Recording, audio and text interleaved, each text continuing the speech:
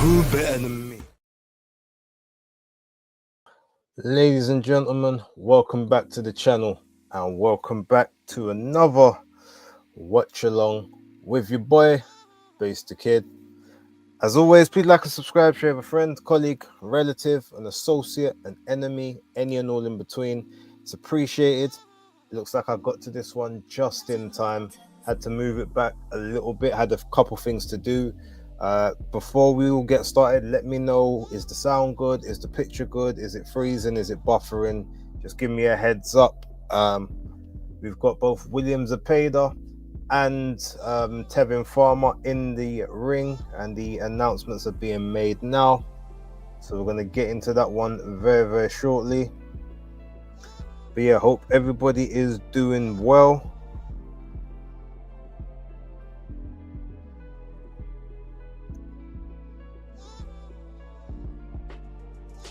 Let me just make sure this is in the chats where it needs to be.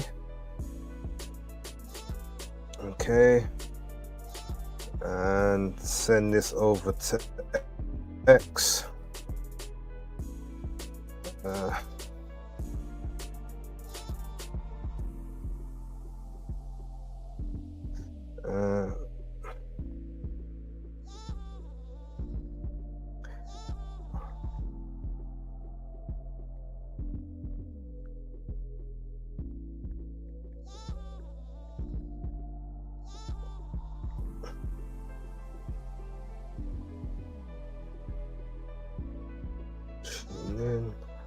And then BaseDaKID, Watchalong, Riyadh season.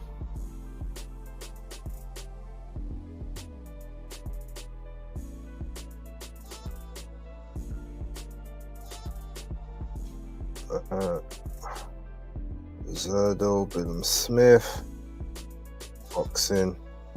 And we good to go, or at least we're close to it anyway. Okay, so a couple people in the building to start off with. So man like Philip Anson, #1, putting your ones up. He's putting his one up for the tribal chief, which is myself. Ryan Hutchison in the building, shout out to you, Ryan, much love. This laptop looks like it's taking a little bit of time to go through the chat, so hopefully it holds up. It looks like we only got about 2 hours or so left to go, which is good. I don't think my battery will last longer than that. Shout out to Ryan, and shout out to man like Danny Glover from Fight Fan TV. Danny, if you want, when this fight's over, I'll send you a link. You can jump on, and unless you're at work. But yeah, announcements being made now. Zepeda 31 and 27 KOs. Tevin Farmer, can't remember what his record is. I think it's like 31-6 or something like that. 31-6-1, I think.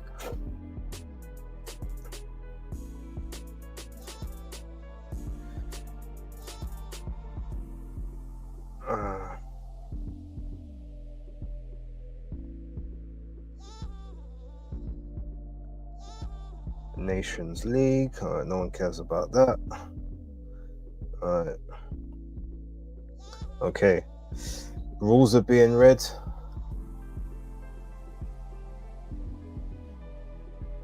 All right. So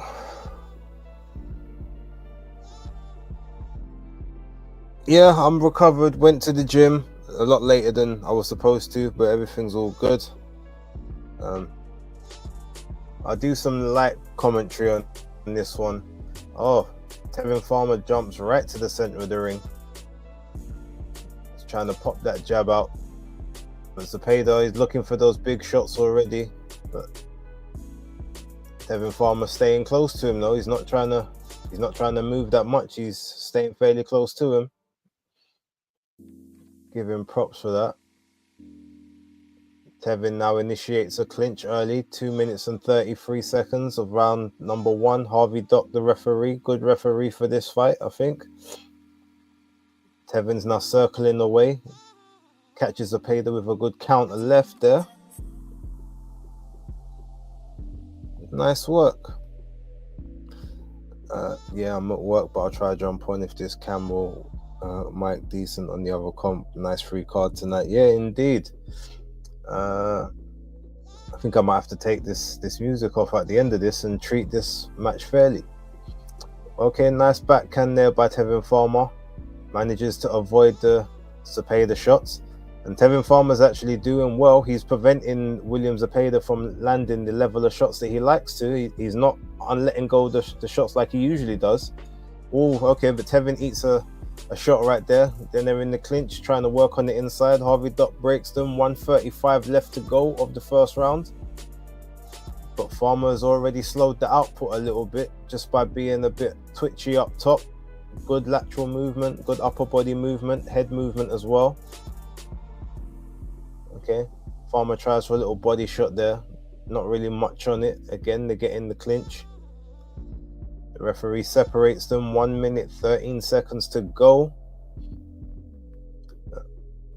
Farmer's doing pretty well defensively at this point. And I might even say that he's got a good argument for winning this round so far. Nullifying a lot of the work of Zepeda. Keeping Zepeda very, very holstered at this point. Trying to work to the body a little bit.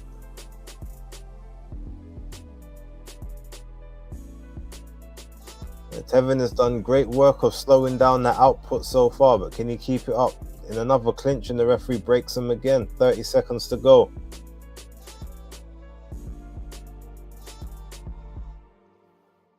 Nice couple jabs there by William Zepeda. Another jab and 2 body shots. Back in another clinch, getting pushed towards the ropes is Zepeda. 10 seconds left. Okay, Tevin Farmer misses with the backhand there, but he manages to pop the jab and avoids the reply. Pretty decent round by Tevin Farmer. Could have an argument for being given that one.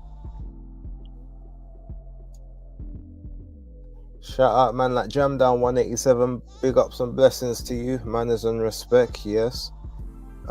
What's up with that Tevin Farmer head nod uptick thing? I think he's just basically saying to him like, yeah, like, you know, you think you're big and bad, but you know, it's not that time. You ain't gonna be throwing the amount of shots you think you're gonna be throwing at me. I think that's basically, he's just almost like acknowledging like, yeah, you're not as bad as you think you are. Would you mind running through the results so far? I've been busy renovating, haven't listened to anything. Okay, so Ziza Al Mayouth got a draw with Juan Carlos Garcia as a majority decision draw. Oscar Duarte got a unanimous decision against Bekti Akhmedov, although the scorecards were horribly wrong in terms of how they were scored. And Oscar Collazo got a 7th round KO over knockout CP Freshmark to unify the minimum weight division. And now we're into the 4th fight of the card. Okay, so Zepeda's trying to throw nice little counter left there by Tevin Farmer. He's on the inside again, wrestling with Zepeda. But he's slowing down Zepeda's output. Zepeda's not just throwing shots left and right like he's used to.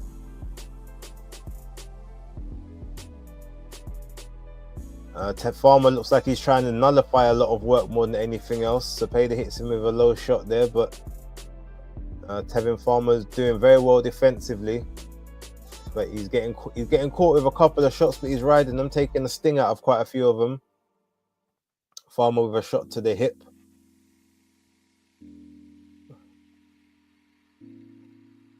I don't think Zepeda's used to someone being so side on. He doesn't feel like he's got the right angles to throw the shots he's used to. But Farmer's giving up a bit of ground now, walking around the ropes a little bit. Still popping that jab out, but he's doing very well countering Zepeda at this point. Zepeda isn't landing anything clean. Farmer nullifying on the inside again. Zepeda breaks out with some punches. Okay, so now Zepeda's starting to let the hands go a little bit more here, but Farmer pops out the jab. Good head movement. Farmer's making him miss these shots ever so slightly, but Zepeda is upping that work rate a little bit now. Farmer's digging on the inside with him.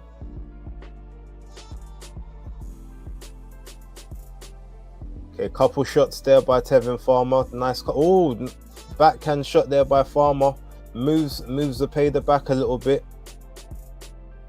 Farmer's blocking a lot of these shots, but Zepeda could be getting the consideration for the bit more activity of the two. Or big shot there by Zepeda to the body. Or Farmer looks like a couple low blows there, but Farmer's getting hit a bit cleaner now. The work rate is starting to up a little bit by Zepeda. Oh, 3 big shots there by Zepeda. Farmer tries to come back. 30 seconds to go. Now Zepeda starting to up that work rate. Letting those hands go a bit more now. Tevin Farmer staying on the inside, trying to dig to the body. Almost like he's trying to get Zepeda to tire himself out, but Farmer's being hit with some big right hands there, some lead right hands on the inside. He looks like he's looking a little bit like he's starting to lose his shape a little bit here. This is definitely a Zepeda round. I think Farmer may have won the first one, but Zepeda definitely won the second. But that was a good exchange. Let's see if Tevin Farmer can get himself back together. I'm even going to take off this Billam-Smith just arrived in the building, so 8:15 here. So hopefully that fight starts around 9:45, 10 o'clock. And hopefully the battery on this holds out until then. If not, it says I've got 2 hours and 42 minutes worth of time left. I should be okay. But if not, I'll have to take out the headphones and then plug in the charger, because it's got two charging ports. It only takes USB-C, but the two USB-C leads also is for the headphones and for the webcam, because I don't want to use the one that's on the actual laptop itself.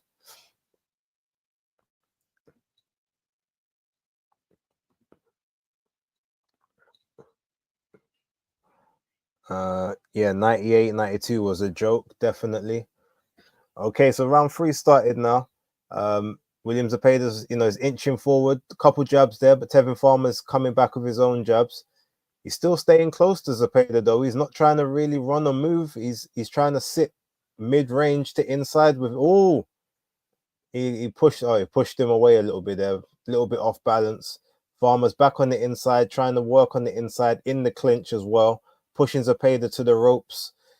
He's trying to wrestle him on the ropes. Harvey Dot breaks them, separates them, brings them back to the middle of the ring.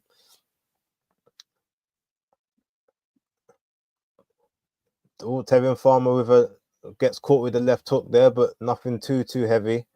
He still seems comfortable to sit in the center, just slipping, riding, and rolling the shots. Takes a jab to the top. Jab right hand. Oh, what is it? No, it's a jab left hand. Sorry. All in the exchanges. The punches are starting to come a lot faster from Zepeda now, but they're still not as many as you would expect from him.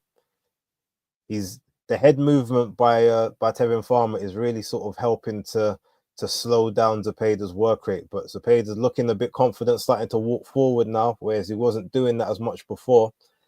Oh, looks like he caught Farmer with a pretty good right hook there. Okay, he's trying to let the hands go, but Farmer slipping and riding out of the way. Popping the jab, misses the backhand. He shot a shot. He hit him in his thigh.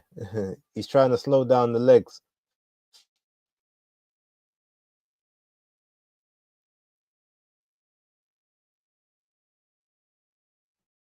Tevin Farmer is trying to use them old school, them old man tactics.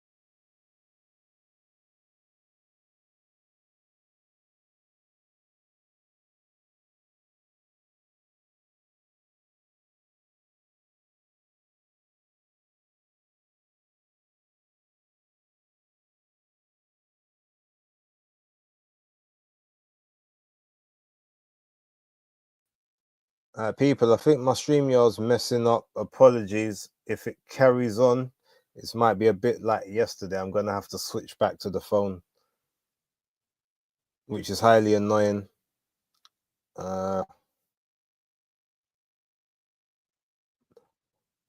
What's this? Zepeda turned the Latino heat up there in the last 90 seconds. Yeah, I don't. It's either my connection is bad or StreamYard is having a stakeout. It's one or the other. It's probably a bit of both. I'm not sure how long I'll be back for. I think I'm going to switch to the phone in a little bit. It's a lot more stable using the actual StreamYard app. Okay, we're in round 4. Tevin Farmer is now really holding and trying to just wrestle Zepeda around the ring. He might start getting points deducted if that carries on. But Zepeda's definitely starting to up the work rate now. Nice little counter left hand there by Farmer, but the power just isn't enough at this point to really keep. Oh, nice little uppercut right hook there by Tevin Farmer on the inside. He's trying to show Zepeda like you're not just going to have your way in this ring. The movement, the upper body movement is where he's having his most success. But Zepeda is starting to let those hands go, and Farmer's just having to slip, ride, and roll at this point.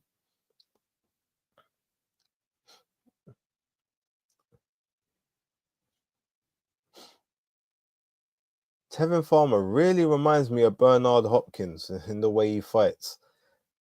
But Farmer, he's starting to capture some of these shots now. They're starting to graze a little bit. But I noticed Farmer is throwing a lot of shots towards like the thighs and that area and the hips of Zepeda, like he's trying to slow down his legs. But he's starting to take some of these shots. He's still doing well to slip, ride, and roll, but there's a lot of borderline shots here by Tevin Farmer. He's hitting that belt. Oh, Tevin Farmer with the knockdown. Bam! 1 minute 20 seconds of round number 4. Tevin Farmer with the big counter left hand. And William Zepeda hits the deck for the first time in his career. Man like Farmer said, you not having it all your way tonight, young sir. More shots to the body. Now he's looking for them counters, and Williams' hands are probably not going to end up being as rapid as they were before. He's going to be more careful, more cautious. Chris Eubank Jr. in the front row as well. A little uppercut there by Farmer with the left hand.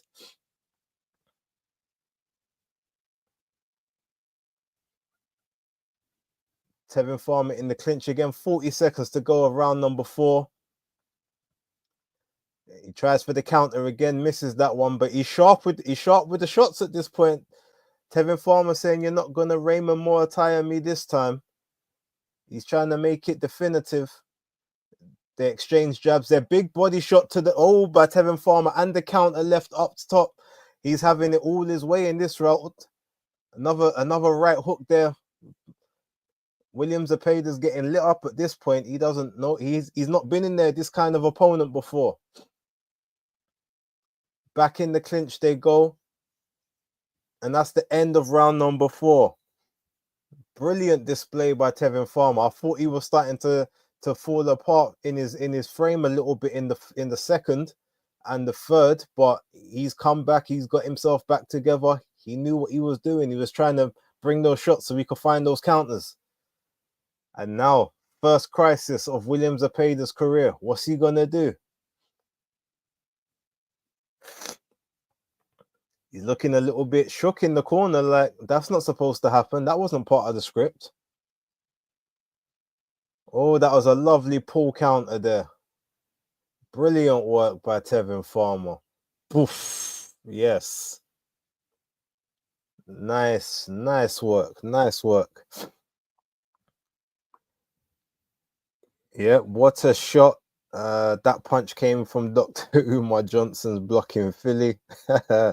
And brilliant left. Yes, brilliant counter left hand. Oscar's smiling. He won't be smiling if William loses. Oh, there's no more talking about Eddie Hearn and his stable. Oh, another counter left there by Tevin Farmer. A couple body shots as well. Farmer's enjoying himself now, and Zepeda is not letting his hands go like he. Oh, uppercut. Oh, Tevin, he's taking the piss with him right now. Can he keep up this work rate? Because he is enjoying the momentum. Back on the inside, he's just circling around at this point. Farmer said all the Shakur Stevenson talk was all it was all premature, it was all disrespectful.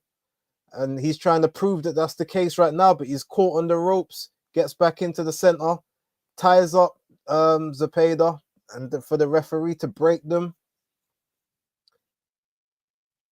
2 minutes to go of round number 5.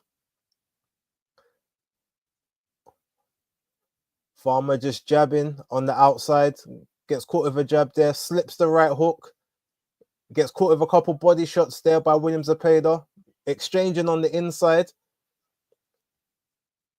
But his defense is pretty good on the inside, to be fair. He's got the arms where they need to be.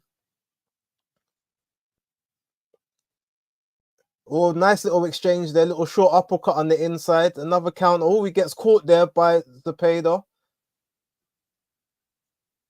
Zepeda's trying to let the hands go, but Farmer is being more accurate in the... Oh, another counter uppercut of the lead right hand there. No, it was the left, sorry. My apologies.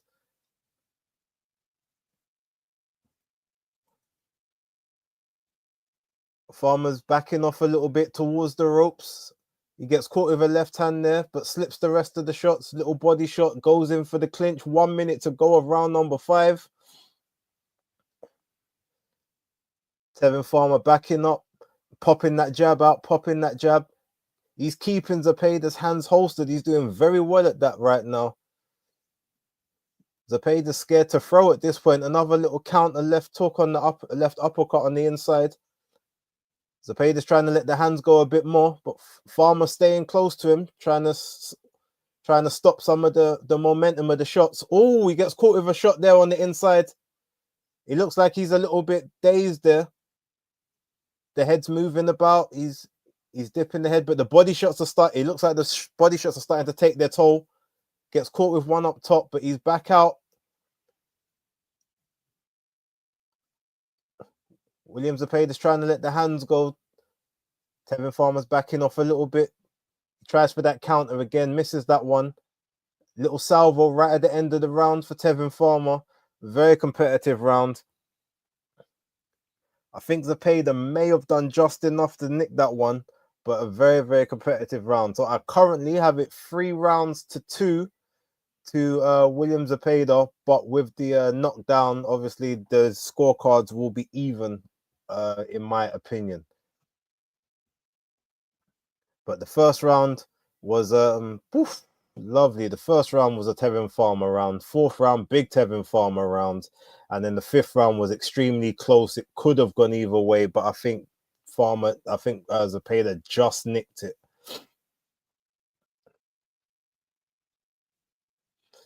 But William Zepeda is not having this his way whatsoever. Shout out to anyone new who's on the chat right now. Please hit the like button if you're in here. A little bit of support, I'll appreciate it. Philip answer: if Zepeda loses, no more clapback Thursdays for Oscar. 100%. All right, round 6 just started. Farmer circling the ring. Zepeda's trying to walk him down. Farmer's framing him with that lead hand. Tries for another counter shot on the inside. They're both in the clinch, but Zepeda's the one that employed the clinch that time. That's interesting. Both trying to capture range in the middle of the ring. Oh, Tevin with another counter left hand and another one. Farmer's definitely got the better accuracy at this point, even though the activity is coming from Zepeda. Referee splits them again. 2 minutes and 10 seconds of round number 6. They're in the clinch again.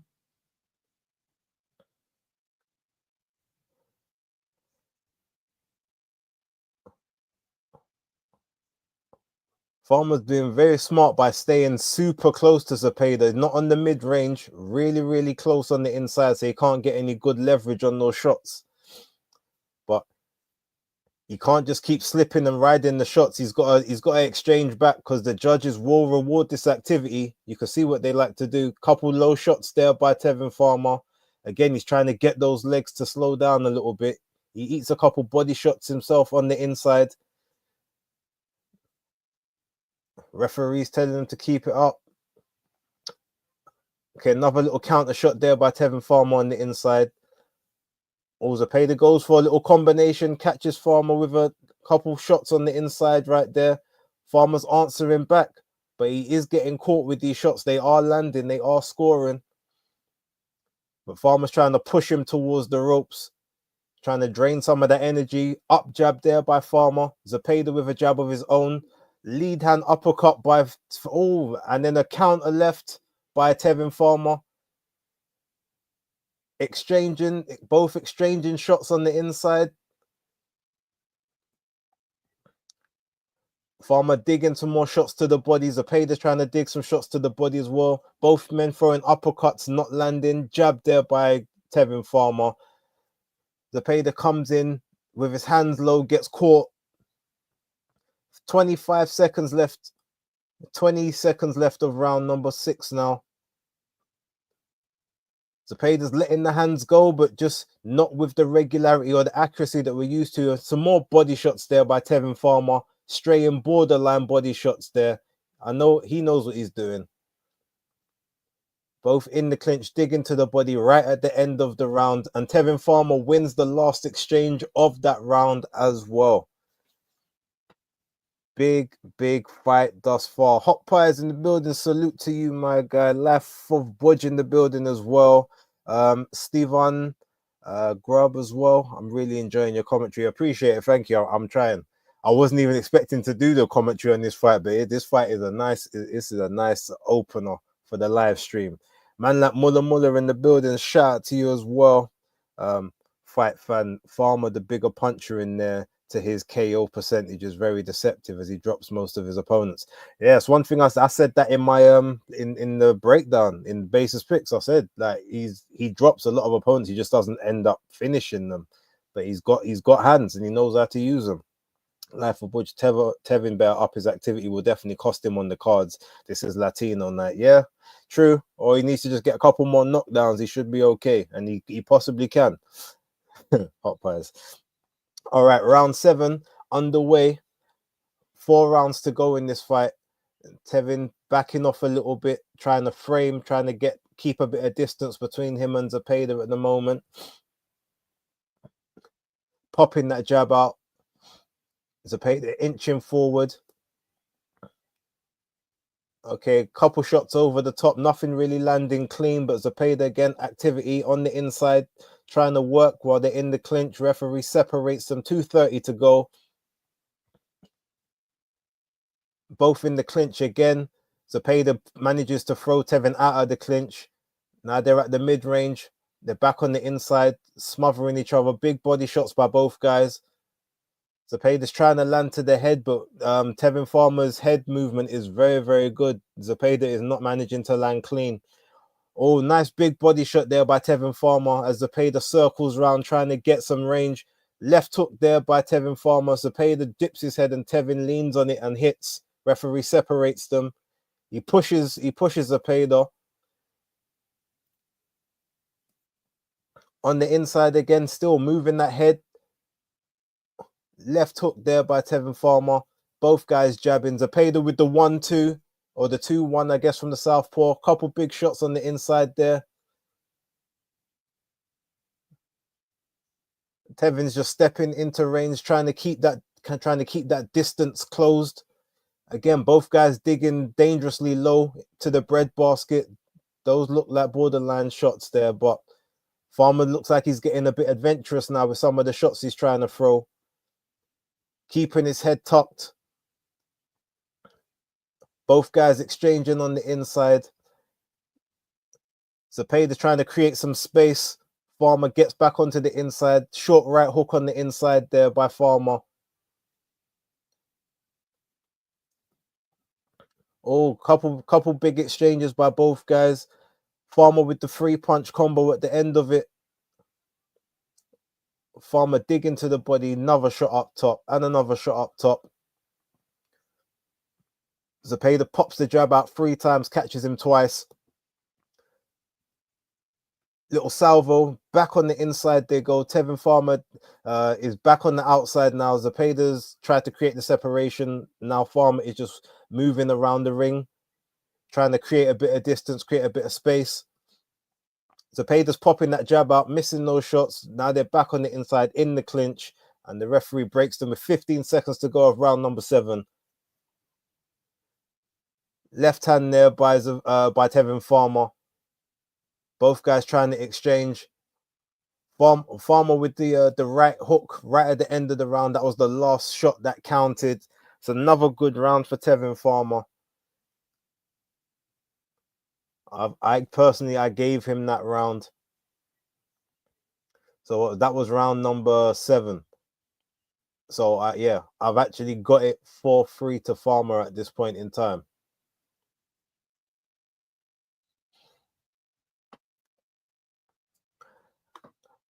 Fight Face says Farmer around there. Yep, that was he definitely did the cleaner work. But again, is Zepeda gonna get all the consideration for the activity, even though he's not landing anything? Commentators gave him the round 2. Okay, that's good. Unfortunately, the commentators don't mean nothing when it comes to the judges, as we saw yesterday. But William, he doesn't look as confident as he usually does this time in a fight. And that work rate, those 100 and 150 punches around, they ain't happening the same no more. All right, leaping into a couple shots there is Zepeda, trying to get some early respect, with Tevin Farmer just circling around, back on the ropes, squaring up, off the ropes now. Takes a couple shots there, but it takes the sting out of them. Exchanging with William at this point. Couple shots, okay, nice little combination there by Zepeda. He's walking Farmer into the ropes. Farmer slips out, shot to the body. He's trying for that counter at this point. Tevin Farmer's boxing off the ropes, back into the center of the ring. Left hand there to Zepeda, but Farmer's looking a little bit tired. Oh, couple more borderline shots. But now Zepeda's trying to close the distance. Farmer's got him back on the ropes, pushes him back towards the ropes. Referee separates them. 2 minutes to go of the 8th round. Farmer's back on the ropes, slipping a few shots on the inside. Slipping, riding, rolling, but he's getting caught with some big body shots here. A couple shots up top as well. He is slipping a few of these, but this is definitely a Zepeda round so far. He's digging in deep. Oh, 3-punch combo there by Zepeda to the head. One of them was blocked. One was probably a little bit slipped, but two of them still landed. Now they're just on the inside clinching. Zepeda's trying to get some space between them, but Tevin Farmer's not letting him breathe, not letting him have that space, staying in the clinch, still working on the inside, working to the body. Zepeda's trying to push him back.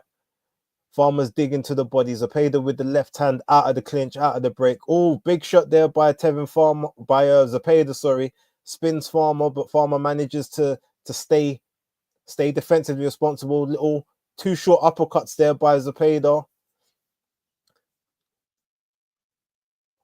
Both in the center of the ring, trying to set things up behind the jab. Farmer with the left hand to the head. Tries for another one. That one gets blocked and smothered.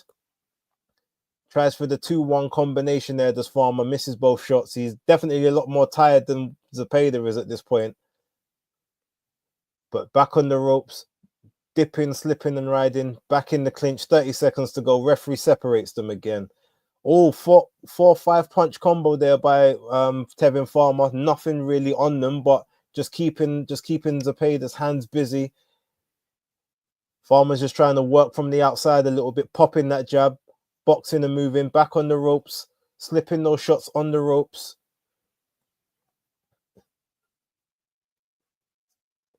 Trying to work right at the end of the round here is Farmer, but that was a William Zepeda round, quite conclusive Zepeda round. Farmer looks like he's starting to tire a bit at this point. But this is a really good fight. This is a very, very smart fight as well. And Tevin Farmer did not come to lay down.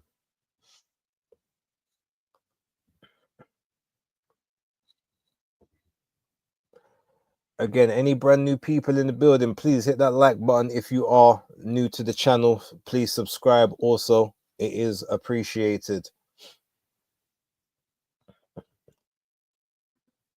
Yeah, a bit of rope dope, but he has a paid around there. He can't. The thing is, he can't afford the rope dope at this point because I don't know if he's got the power to knock Zepeda out.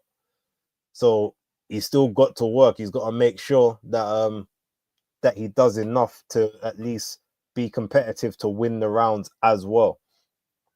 But round 9 just starting now. All right, to the center of the ring they both go. Farmer tries to frame him, uses that left hand afterwards. Pop jab there by Farmer.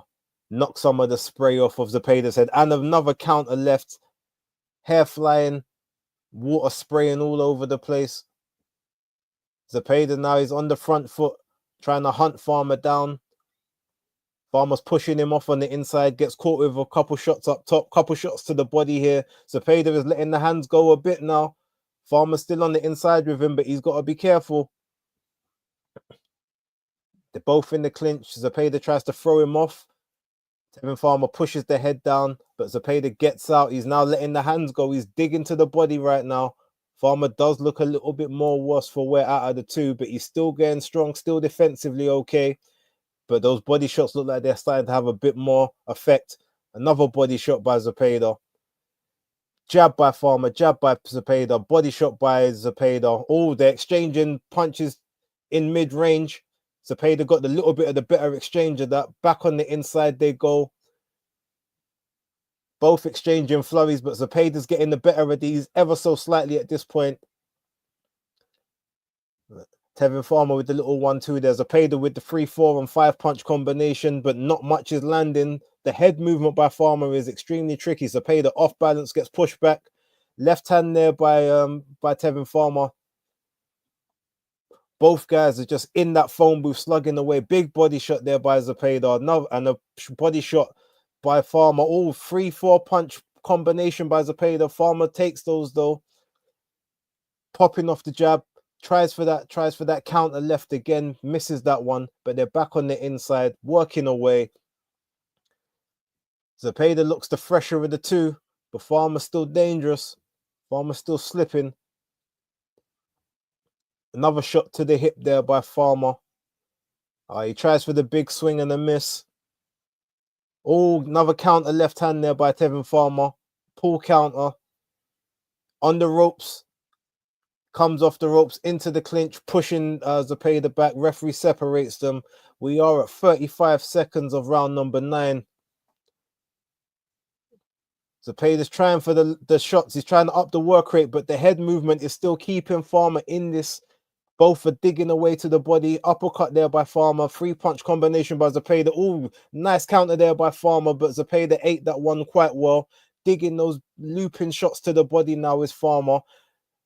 Misses the tight uppercut on the inside. 10 seconds to go of the 9th round. Oh, big uppercut there by Farmer. But Zepeda staying on the front foot. He's trying to end this round strong. That was a very, very tight round there. I don't know who. I'm tempted to lean towards Farmer for the more eye-catching shots, but he definitely got caught a lot more in that one. So, I don't know. That was a bit of a dicey round. But there's one round left to go.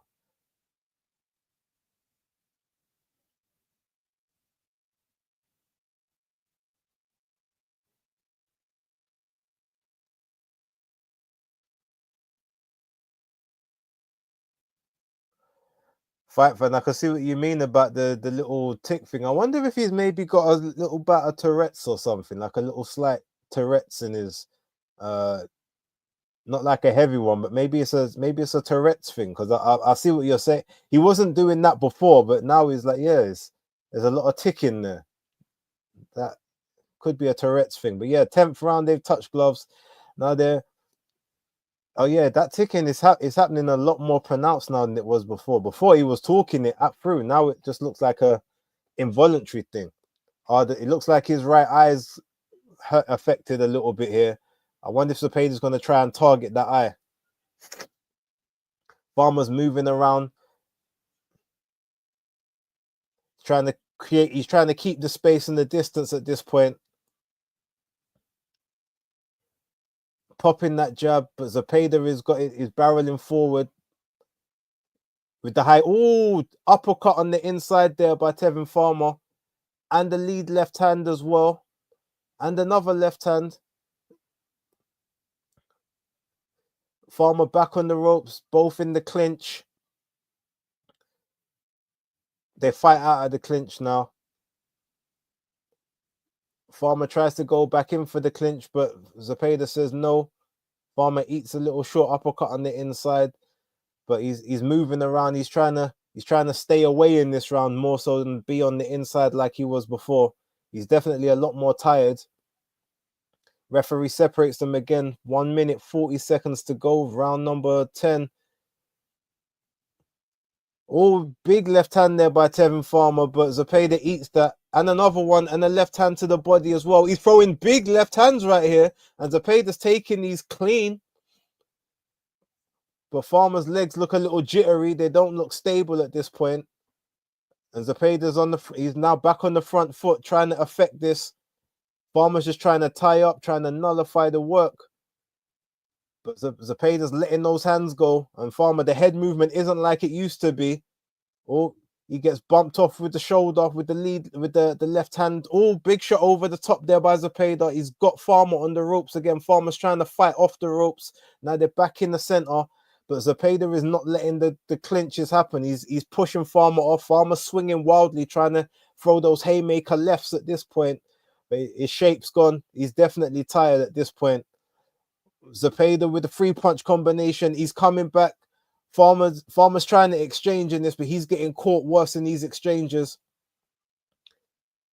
Zepeda's just digging in at this point, just letting those shots go. Some big shots there by Tevin Farmer. He's eating those, but he's also giving some himself. He's saying, you're not having this one your own way.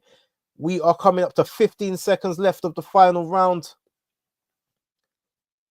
Farmer misses with that left hand and gets caught with the counter. And Zepeda's just walking him down at this point. Farmer's trying to end the round strong since he heard the clapper. He finishes with the last shots of the round. But yeah, that was a William Zepeda round. Really, really good round there. Really good round. I think Zepeda did enough. I think he did enough to eke that out. I've got it 95-94. Wait, have I? No, sorry. I've actually got it 95-94 the other way. I've actually got Farmer. I've got it 5 rounds apiece. But Farmer with the knockdown. That's how I've got it scored. So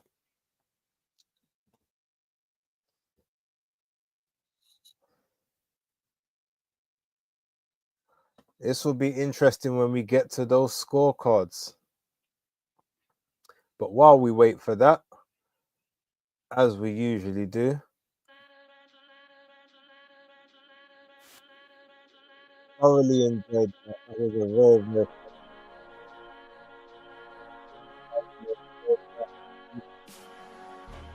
Zepeda hurt there in the last round. Lovely shots. Yeah, I clocked the tick from the off. He never used to do that. I mean, when I saw it before, it definitely looked like he was just he was goading Zepeda, but then it started to get a little more involuntary from what I saw. Shout out to AJ. Does Farmer always have that twitch? If not, it could be something up with his brain. I've not noticed it before. So let's hope that everything is okay with his scans after the fight. Fight fan says Farmer got that last round. Interesting. Yeah, I had Farmer winning the last round. 96-95 Zepeda, I think. I mean, that's not a bad scorecard, to be fair, because there definitely could have been a draw round in there. Gotta take out this one headphone just so I can hear what the final announcements are. Again, if you're new in the building, please hit that like button. It costs you nothing and it helps me. Shout out to Jam Down. Okay, so the judges will score at 98, 91 Zepeda or some other janky scorecard. Well, I don't think they can get away with that.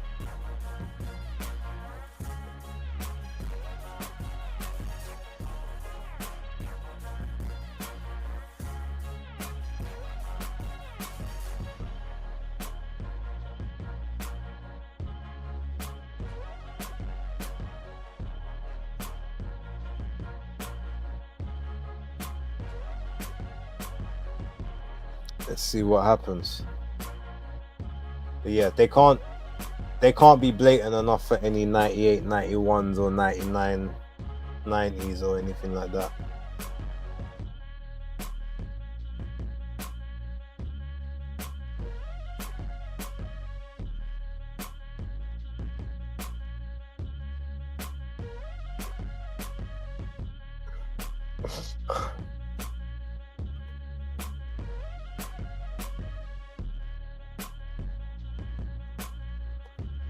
Here we go.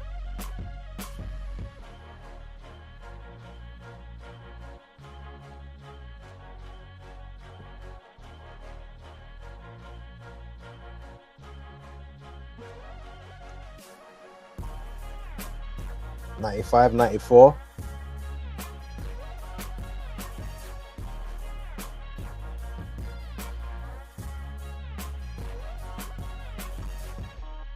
Okay, 95, 94 to both.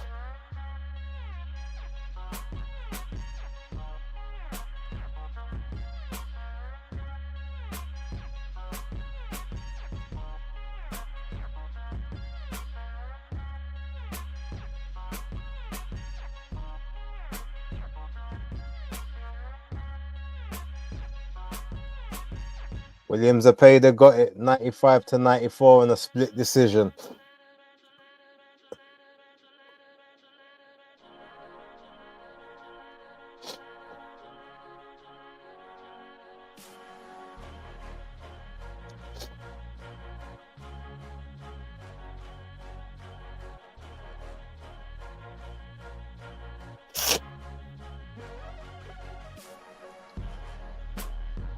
Fair result.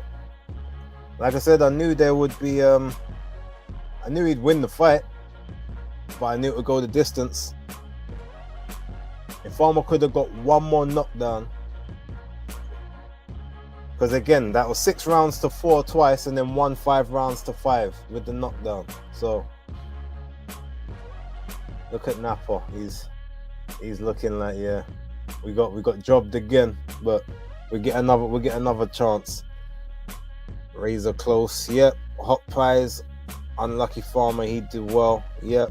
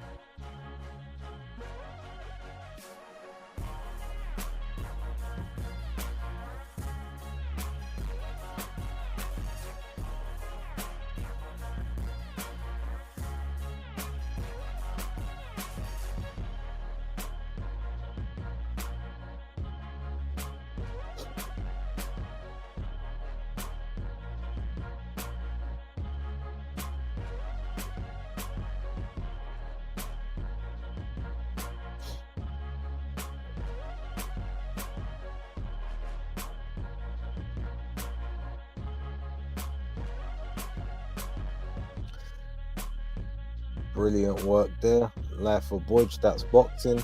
Yeah, can't complain. As long as I'm glad that the scorecards were correct. You know what I mean? Like, no matter who you had winning, that's how it should have been. There was very little to separate them.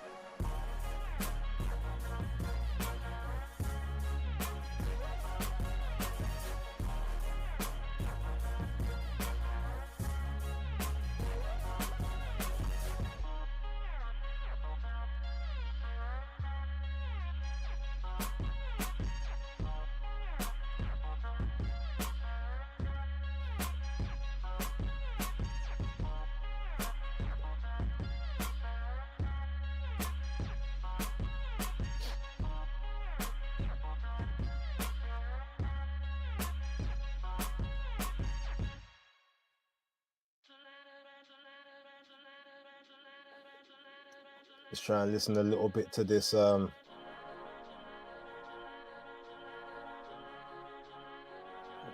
this post-fight interview.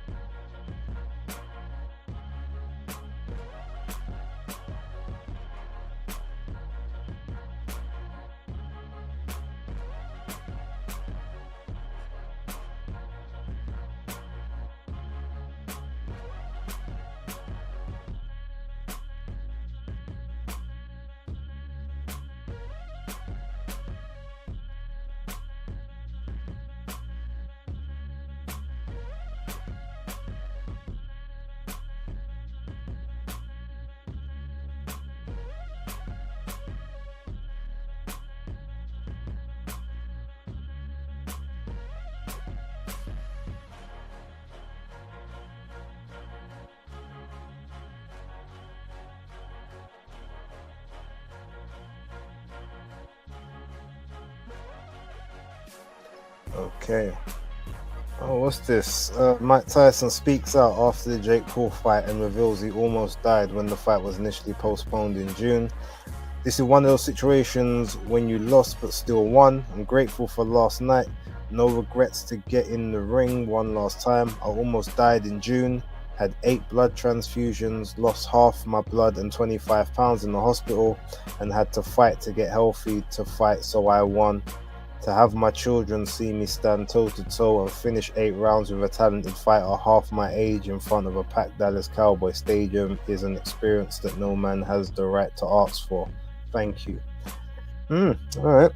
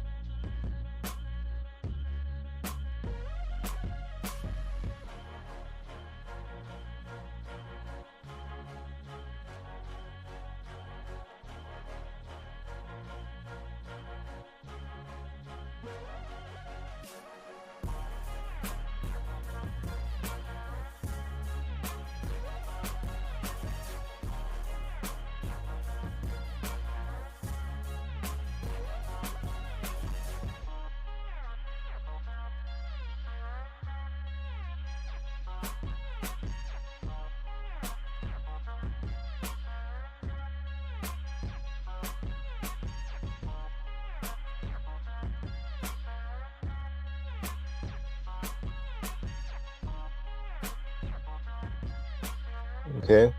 Nice words there by Tevin Farmer at the end.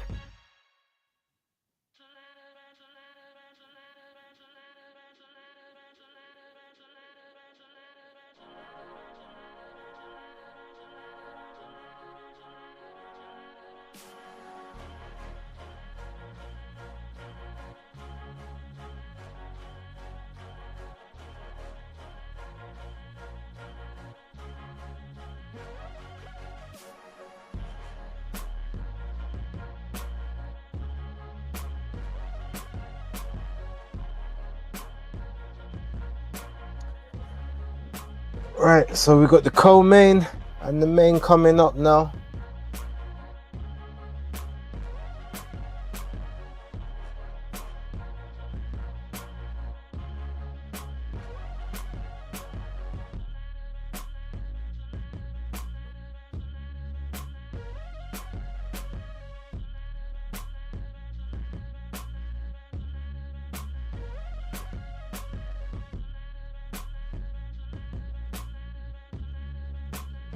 It was a really good fight.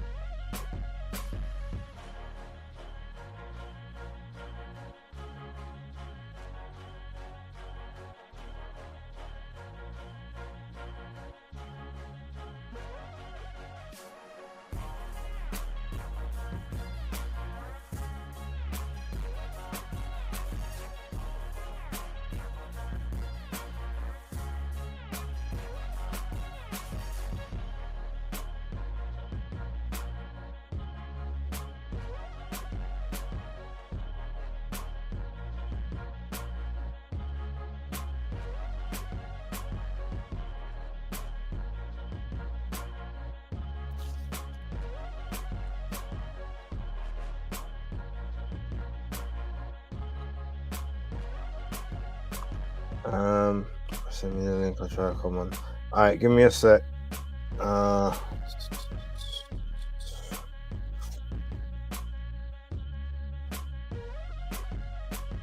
Bring you on for a little bit. Let me go to my.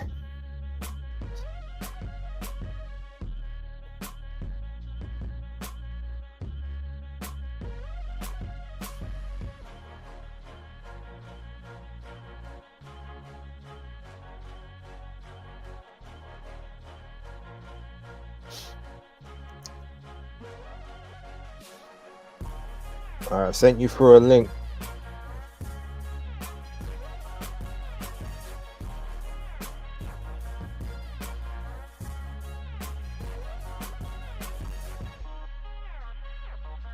I'm surprised there's not really much people in the stadium from what it looks so far.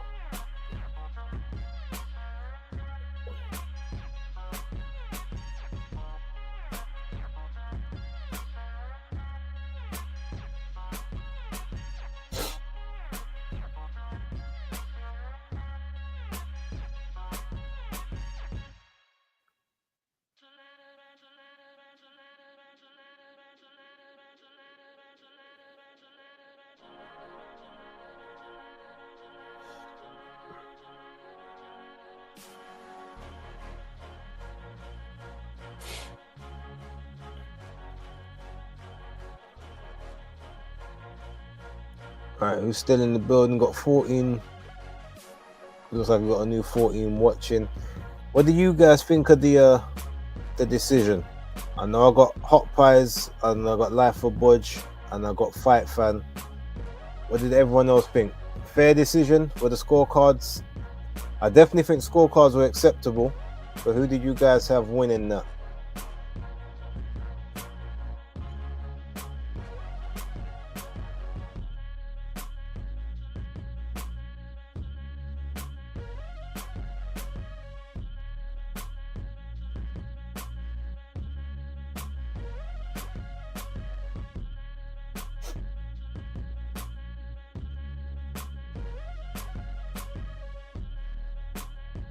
Okay, Fight Fan is in the building.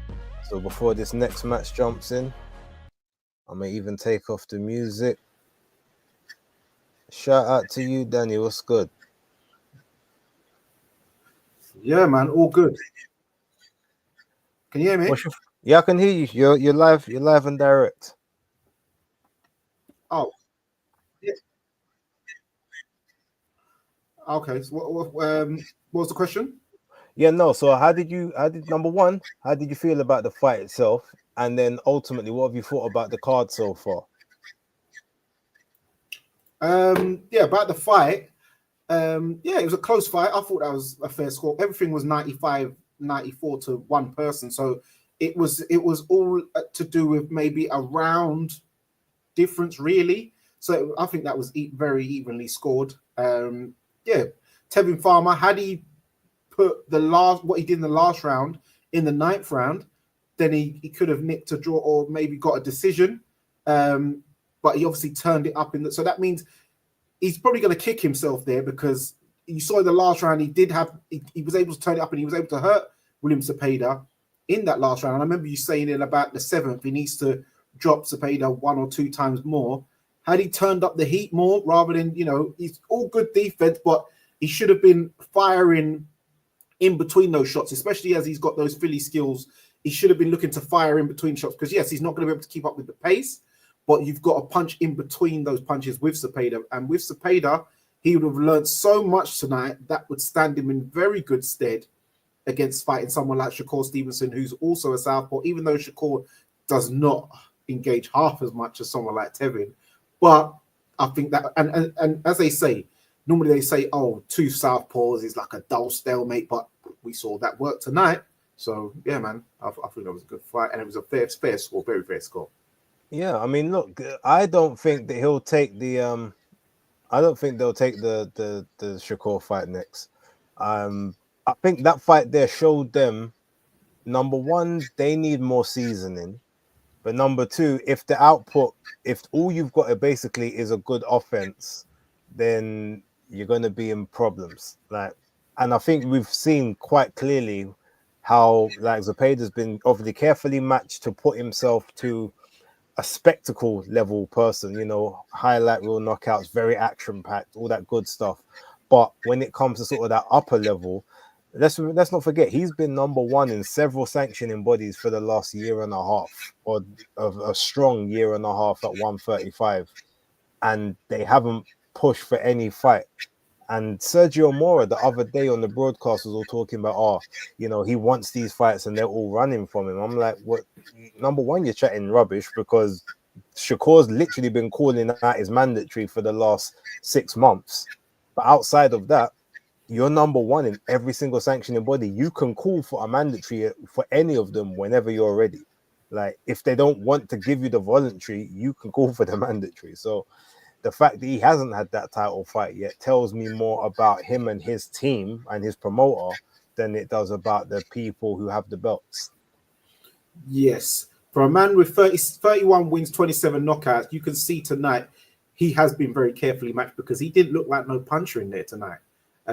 Yeah, we know Tevin Farmer's a tough guy, but his punches didn't even sound that hard when they were connecting tonight. And yeah, with Sergio Mora, you got to remember that he's going to be on code. It's Latino heat spirit. Even last night, it was funny. What's her name? Gloria Perez. Rosie Perez, sorry. Yeah. Sorry, I'm thinking of, you know, I feel white man can't jump Gloria, yeah. But yeah, you know, oh yeah, no, that's a like she was being very biased. Like people were just screaming robbery. How can you say it's fight of the year, but it's a robbery? Come on, stop it. Like it was a close fight, it was a good fight. There was a lot of rounds where Katie was outlanding her. Yes, Amanda landed the more harder punches and stuff, but once again, Amanda was being too stuck in the mud, sand feet, where she was plodding too much and not really letting off shots in a lot of those rounds. And as we know, you've got to score a fight round by round. It's not about, oh yeah, oh she hurt, look at her face. Someone was telling me, Katie could barely speak. That doesn't mean anything. We've seen people win a fight and, you know, not make it out of the ring before. There was a man who that happened to him. So yeah, he left the ring as a winner. Like he left the world as a winner, unfortunately. So that has no bearing on how your face looks. Oh, because I punched you in the nose. It's like in school. Oh, because I punched you in the nose once, but you banged me 10 times in the face, but I'm the winner because your nose is bleeding. That's not how it works, Sunshine. That's not how it works. You know what I mean? Well, in school, that's how it works, to be fair. In school, that's how it works. But yeah, no, look, I hear you. I mean, look, even that fight, to be fair, Amanda, the thing is, Amanda, she let off some really big shots, but I actually think that if you look at who was hurt by shots more in that fight, it actually looked like it was Amanda more than Katie. And I think part of that was especially from round 4 onwards, because when Katie started targeting the eye, because obviously the nerves and everything are more exposed and raw, so you're gonna feel the shots more. But it was Amanda's head was definitely snapping a lot more than Katie's was at certain points. But when I was watching it, because my stream kept buffering and reloading, I was going by what people were saying in the chat for the first half. Then I see the second half. I see Amanda. I think I had her winning one of the last 4 rounds, or maybe possibly even 2 at the time. And so I was like, oh, it looks like she must have clearly won this. So when I heard all the scorecards was 95, 94, I'm like, it sounds a bit wrong, but I haven't seen enough of it to know. But then I watched it back this morning. I'm like, oh, no, Katie clearly won the second and the third. I gave Amanda the fourth, even though the unofficial scorer gave that to Katie. And then Katie, I gave Amanda the fifth, but I think I gave Katie the sixth and the seventh. I think I gave Amanda the 10th, but I think I gave Katie the 8th and the 9th, even with the point off. So even with the quote unquote the punch stats and the higher output, it didn't really, a lot of it wasn't, again, half the shots is they're either glancing or they're not striking clean. Like a clean blow is better than like 4 or 5 grazing shots. Unfortunately, one clean gets you better. So, and I don't really trust a lot of those stats. Didn't look hugely accurate anyway. if I'm gonna be real, because I I didn't saw, see 324 punches thrown by Amanda. I didn't see that. yeah, I didn't see, I definitely didn't see 107 punches thrown more out of the two of them. I gotta be honest, and yeah, there would have been rounds where she threw more punches, but again, if she throws 50 punches more in one round, that's still only one round you give her. So it was one of those fights. I wouldn't have complained if Amanda got the decision, but when I rewatched it, I said, okay, yeah, I did have it sort of 95-94 Taylor as well. I had it 6-4/7 rounds to 4, because there was a round I was even tempted to give a split, a draw. Yeah. Yeah. But quickly, before this one starts, what was your thoughts on well, I guess Mario Barrios and Abel Ramos, first of all? What was your thoughts on that? That was a good, nice little rock'em sock'em fight. They both dropped each other once, but when I watched it, watching it, I just thought this looks like a lovely little avenue for Conor Benn to go in there and become a world champion, because he beats both of them to me. If he goes in there with that intensity, he's taking their man out. You know what I'm saying? Again, like I said on Twitter yesterday, that's another victory for Tank Davis that ain't aging well. Because even though you can say, oh well, man got a world title after Tank beat him, like he never deserved that world title. The way he even got the interim was shady, got elevated, and then in your very first voluntary fight, you're literally in there with like a substandard slugger, lost 6 fights already, not the biggest of punches, and like puts you in a life and death situation. Like he's food for any of the other champions, and yeah, I've never really rated him. I never have, but maybe I'm just being biased. But no, you're not. I've never rated him either, Mr. Azteca. But yeah, it ages so well for Tank, because Keith Thurman couldn't take him out. Big old Keith Thurman, former unified champ man. One time he couldn't take him out. So it looks great on the resume for Tank, but nah, man, he's just food. Like Stanios, Connor's definitely gonna get the right funding to get Mr. Azteca over somewhere, whether it's Riyadh or UK, to blast him out and become world champion. Because that's all I see. He's like, no, I can't even say he's like Lara, because Lara's still got hands. I say because Mario Barrios. No, he's a paper champion. I don't think he's a paper champ.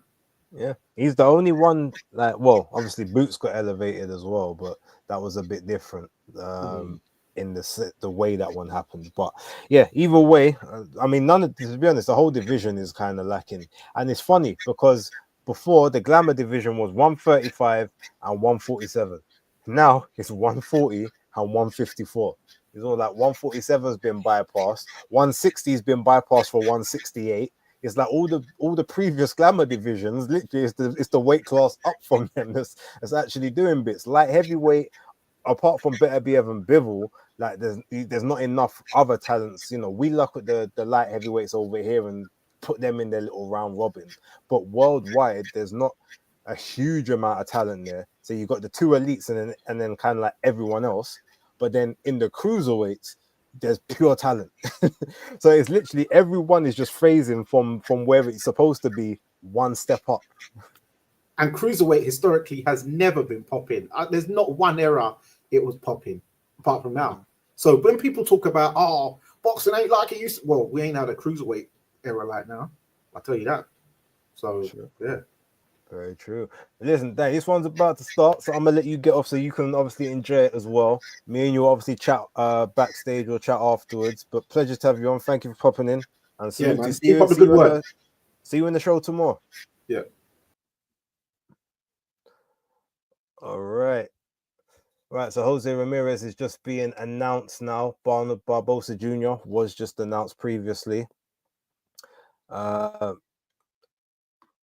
see Ryan said, big up Danny. Yeah, I think I put that one on there. I'll have to watch it back because my TV kept freezing and replaying back previous rounds. Oh, fair enough. Jam Down said, my scorecard will be based on your commentary tonight, so it's whatever you call it. Fair enough. Life of Butch, fair decision. Boxing will give it to the younger fighter. Mulla robbery would be the home fighter getting a decision, not the away fighter. Yeah, that's about Katie and Amanda, definitely. AJ's in massive disagreement. Amanda's team gassed her. AJ, higher punch output on connections, point deducted, and people still think Katie won. This is mad. Katie was buzzed from the first round and got desperate, which led to the headbutt. Fair dues. Shout out to Raymond Hells in the building. Do you think they may need a glove for Katie's head? Maybe. Maybe. But I've maintained part of that is because Orthodox and Southpaw, they're both leading to the same side when they're throwing their shots, which is why they both are front foot heavy. So they sort of come into the clash a bit more. But fair enough. I hear the people when they say it. Boots will get annihilated by Ortiz if they fight at 154. Hot take, very hot take. And lastly, Raymond, you think maybe it's because athletes are bigger now? That's also a possibility. To be fair, they readjusted the weight classes for the MMA world for that same exact reason, because people are taller, like wider, sort of, thicker body sets and stuff. So that's why welterweight and in MMA for like UFC is 170 pounds, not 145 or 147. Sorry. So, and then lightweight is 145, etc. So yeah, maybe the weights do need adjusting, especially up the sort of the higher you go when it gets very hot. There's a lot bigger gaps between the weight jumps. But anyway, with that being said, the first round is gone. We're a minute in, and from what I saw while I was talking to you guys, it looked like Ramirez was on the front foot, landing the better shots. Barbosa step forward. He looks like he's on the back foot, trying to employ the jab more than anything. Ramirez definitely looks like the bigger of the two in there. He's on the front foot. He's the aggressive one, jabbing to head and body. Barbosa circling, but he's trying to employ that jab, set that jab. Barbosa looks very tentative in his body language. Ramirez tried for the big right hand there and missed that. Barbosa framed him, caught him with a right over the top. Barbosa with a 1-2-1. Ramirez is acting as a pressure fighter in this bout so far. Shoots the shot over the top of Barbosa's head as he dips down.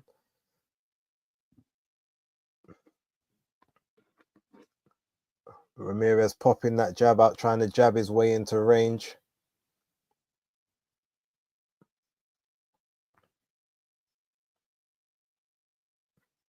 Barbosa's using that jab just to try and keep Ramirez at bay at this point.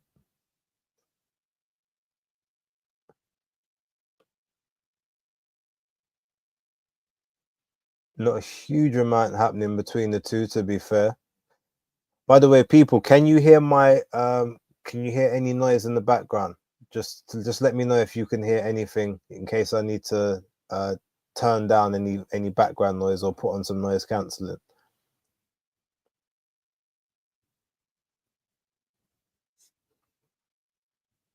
From what I saw in the first round, Ramirez was the aggressor. Barbosa maybe landed one or two cleaner shots. I'm not going to give a prediction or a scorecard on this one, but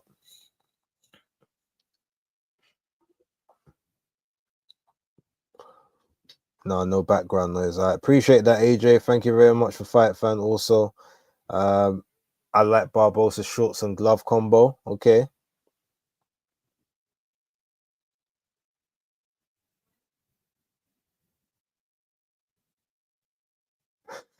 Listen to Oscar trying to, when two fighters fight and it's action, then no one loses the fight. Look at him, he's trying to play already, because when it comes to Eddie, he's not saying that.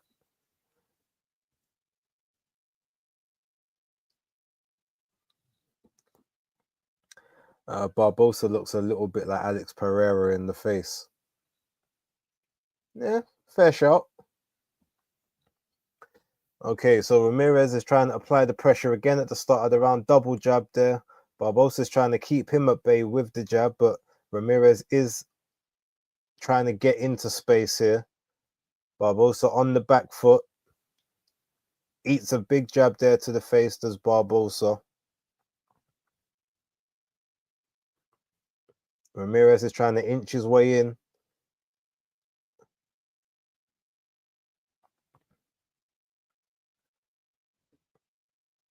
Barbosa still on the back foot, on the peripherals. Gets caught with 2 jabs out of a 4 jab combination right there.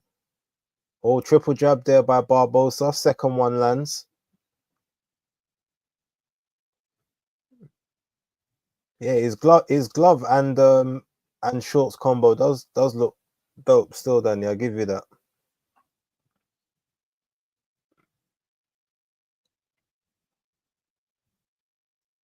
I'm trying to figure out what Ramirez's game plan is because he is inching for. Oh, okay, overhand right there by Ramirez. Maybe that's what the game plan is. Get close enough and make Barbosa panic.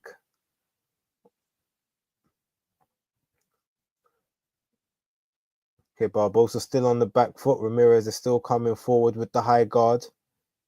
Barbosa hits in between the guard there. Hits a shot to the hip, which is technically illegal. It looks like Ramirez is trying to load up for big shots, whereas Barbosa is trying to work and break down and score points. Let's see who ends up affecting themselves in this one. It's weird. In the first round, Ramirez looked like the much bigger guy, but in this round, Barbosa actually looks like he looks like he grew about 2 inches and the wider back in the space of that 1 minute break. Crazy. Ramirez timing is off a little bit. His distance management isn't great, but they're both on the inside now.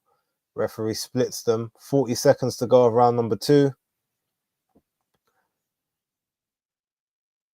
These exchanges, nothing's really landing clean for either person. Okay, Barbosa just missed the uppercut and the backhand right there. But Ramirez is still inching forward, trying to keep Barbosa on that back foot. High guard.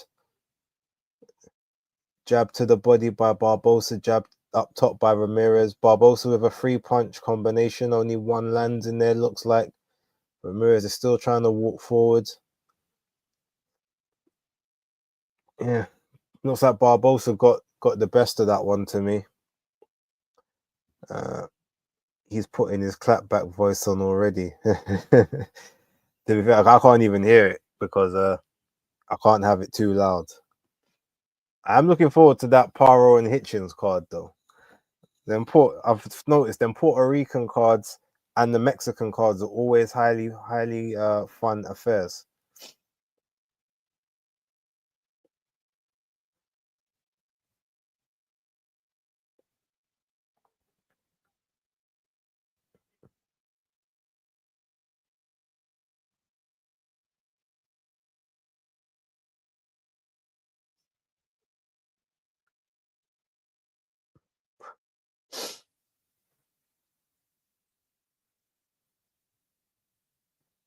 All right, round 3 coming up.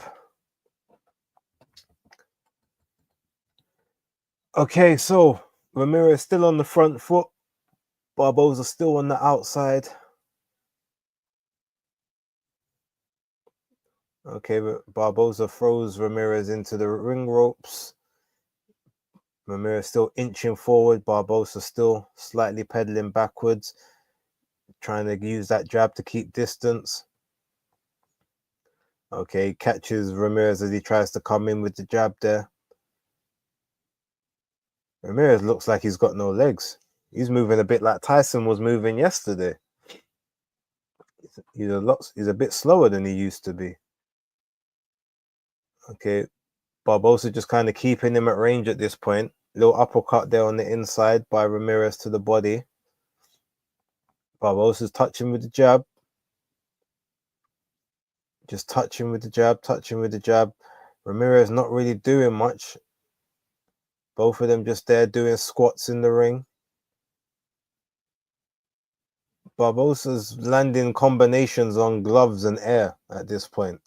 Okay, nice little jab there from Barbosa. He switches to southpaw. Gets caught on the inside.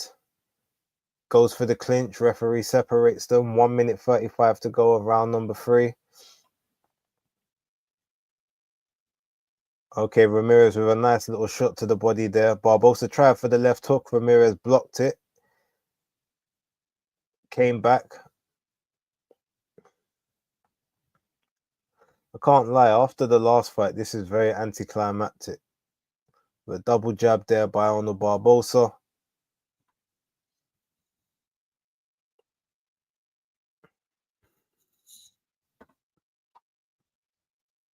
Oh, Ramirez with the 1-2-1 catches. No, it was Barbosa. Sorry, Ramirez trying to answer in kind, inching forward.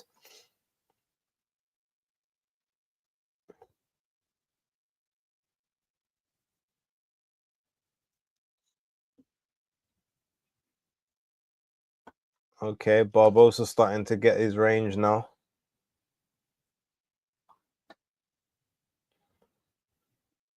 Oh, nice little uppercut on the inside there.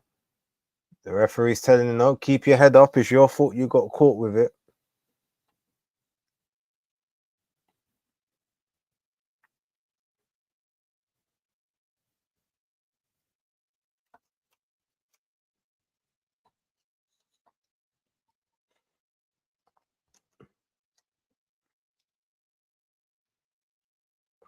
Oh, big shot there by Ramirez right at the end of the round. Barbosa initiates the clinch.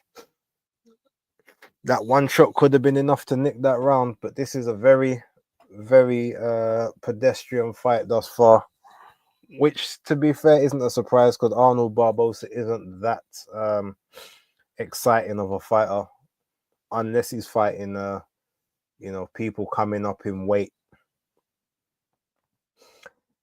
What's this? Yeah, I might go to one of them PR shows to do media one day, as PR has not really been on my list heavy to go, kind of like Poland. So for a good fight card, I do a fight week out there. I hear that. So you're lucky. You're flexible in how your job will allow you to do that. Mine, I've got to conserve them holiday days, boy, or I'd have to take it all off as unpaid leave. Don't know if I want to do that.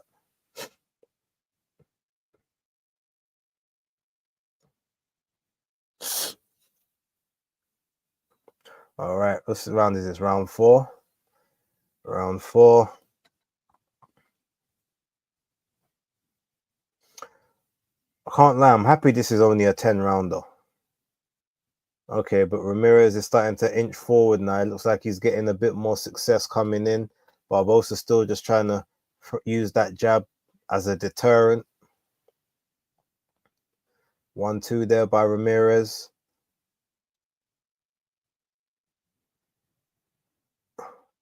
Barbosa's shots look like they have almost nothing on them at this point.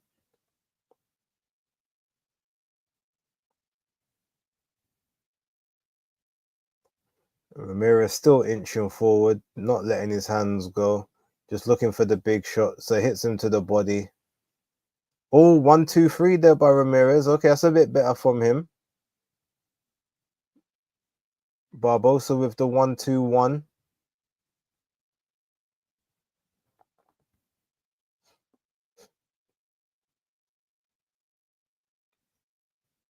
Nothing's really landing from either guy.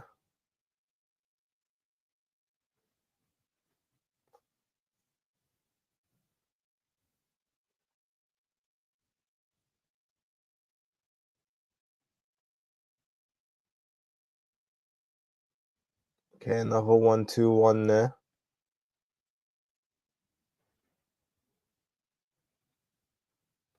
Okay, Ramirez with the Mike Tyson head.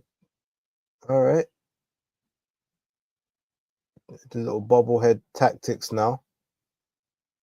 Got thrown into the ropes. 1 minute 10 to go.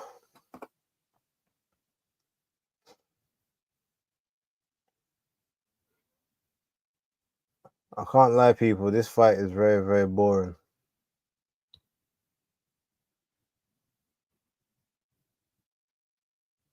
Like, it's not even a level of tenseness. Like, oh, what's gonna happen? It's just, I mean, Barbosa's having the more success, but Mm. Okay, another 1-2, 1-2 there by Barbosa. Shot to the bread basket. Ramirez tries to get on the inside. Okay, they clash heads, touch gloves.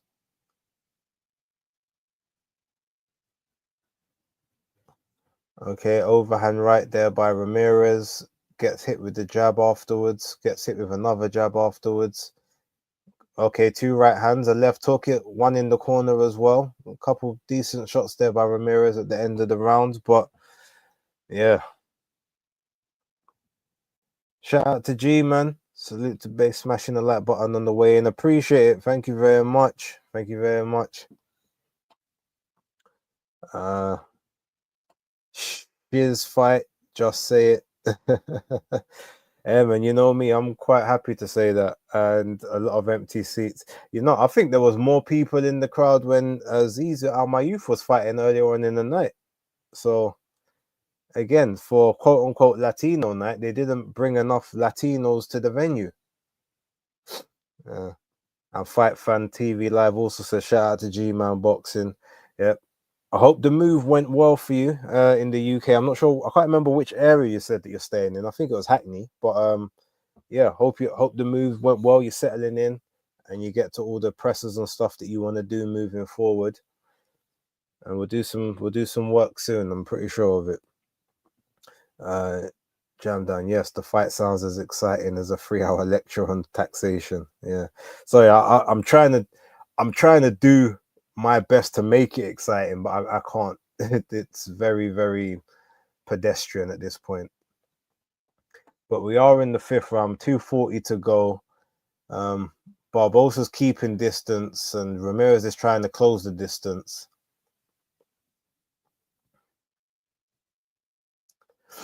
Yeah, Barbosa's pushing out the jab, sticking out the jab again.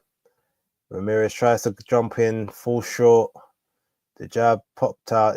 Oh, okay. Decent right hand there by Ramirez. And another one. He's got Barbosa on the ropes. Barbosa holds to get himself back to the center so he can divvy up some space. He wants to keep the distance. Okay. Counter right hand there by Barbosa was decent. Ramirez with a couple shots on the inside.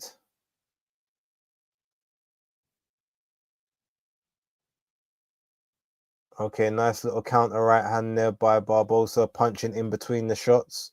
Ramirez misses the right. His accuracy is all over the place in this fight. Misses that overhand right, gets caught with a counter for his troubles. 1 minute 25 to go of round number 5. Okay, Ramirez tried to do a little switcheroo with the feet placement and then ended up tripping over his own feet. That was interesting.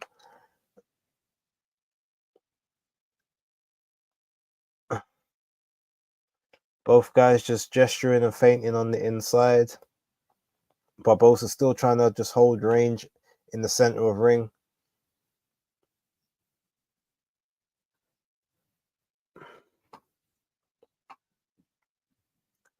Okay, little 3-4 punch combo there by Arnold Barbosa.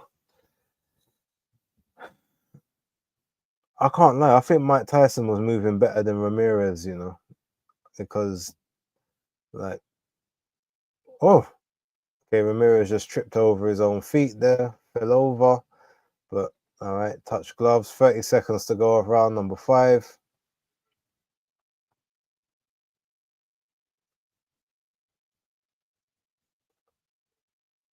Ramirez's legs do not look good.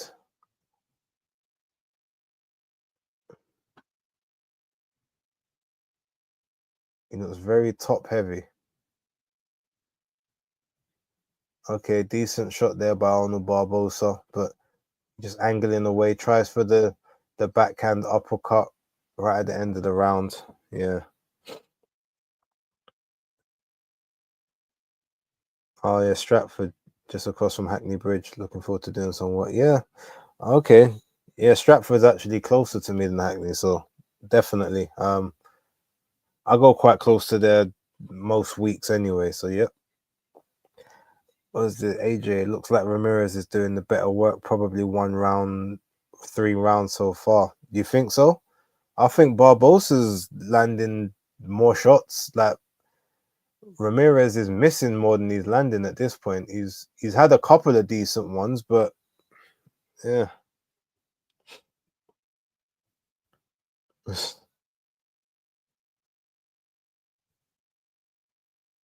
I think Ramirez is saying there's something wrong with his leg. Well, we're round 6 now. All right, start of round 6. Okay, both in the center of the ring. I'm going to try to pick up the tempo here. All right, so Ramirez inching forward, feinting with that hand. Like, okay, double jab there by Ramirez, followed by a triple jab by Barbosa. Ramirez tries to employ the backhand, doesn't manage to land it. Arnold Barbosa double jab in, left hook, right hook, but most of it was caught on the gloves. So Ramirez is now inching back forward. 2 minutes and 30 seconds to go of round number 6.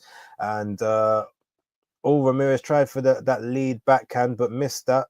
He got caught with a counter coming in with his second phase of the attack, but now he's got Barbosa towards the ropes with the high guard, but Barbosa is now walking, switching sides. Oh, a nice little pop jab there by Ramirez. Puts Barbosa back on his heels. Barbosa exchanges and he responds in kind. Both guys are fainting on the inside at this point. Ramirez is still walking Barbosa down, just misses the counter left hook there. Barbosa's popping now, he's snapping the head back with the jab now. He can't seem to miss with that jab. Backhand misses, but the jab doesn't. Ramirez tries to go to the body a little bit. Barbosa dips his hands a little bit to try and protect the body. But Ramirez just can't seem to affect and get much. He's just getting pushed about by the jab at this point. I'm assuming Barbosa's got a much longer reach than Ramirez has, based on how he's not able to get those straight shots off. Barbosa just working that jab, piston-like jab in the face of Ramirez. Ramirez tries for the left hook and just misses, just falls short. Okay, Ramirez with his own jab now gets through. Barbosa tries for the backhand, misses that. Okay, Barbosa's on the ropes again. He tries to jump off, so Ramirez gets him in a headlock, tries to slow down those feet a little bit.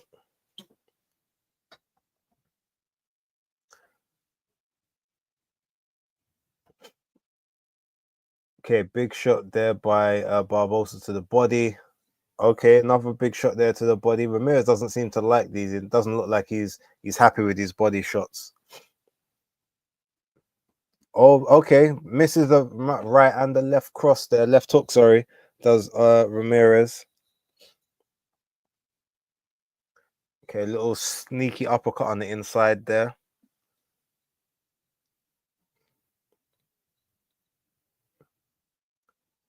So Ramirez is upped his activity in terms of movement forward, but he's just not landing anything. Barbosa's landing all of the shots at this point.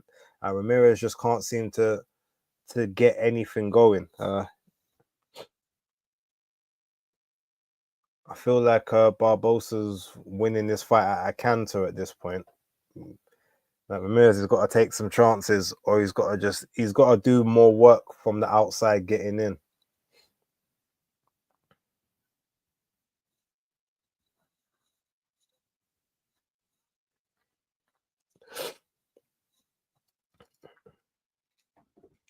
Let me see if I move this, because this light is really affecting my eye.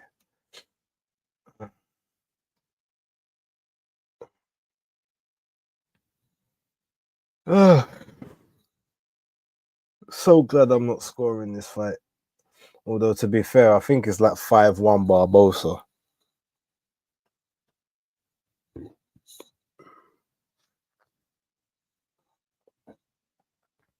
All right, round 7. So Ramirez gets into range but doesn't let anything go. He's definitely just looking for one big shot here and there. You have to wonder what his training was like for this fight. Barbosa sticking behind the jab. Ramirez trying for the overhand. Catches him with a little left hook there, left cross.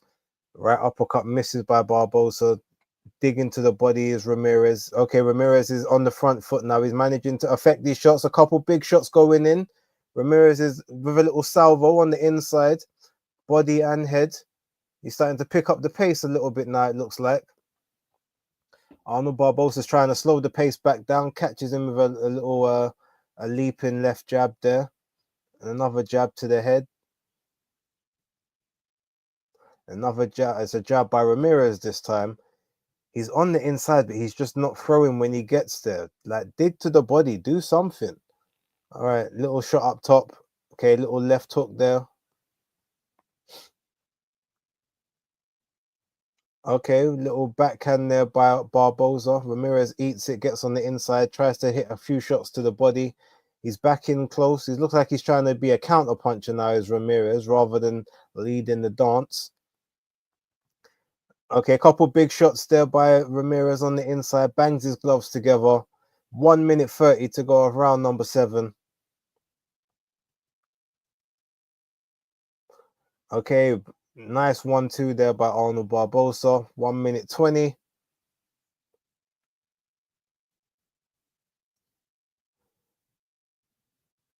Ramirez feinting on the inside. Left and right, lateral movement. Tries to shoot to the body. Gets on the inside of Barbosa, but gets pushed back out.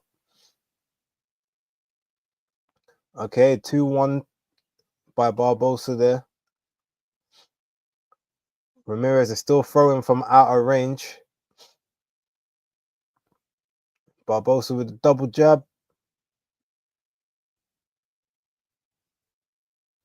Referee splits them with 40 seconds to go of round number 7.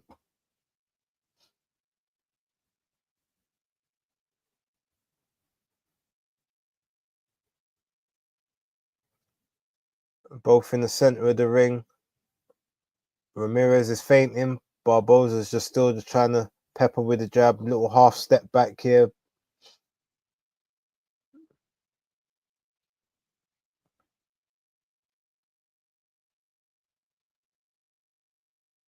Okay, so Barbosa's on the ropes.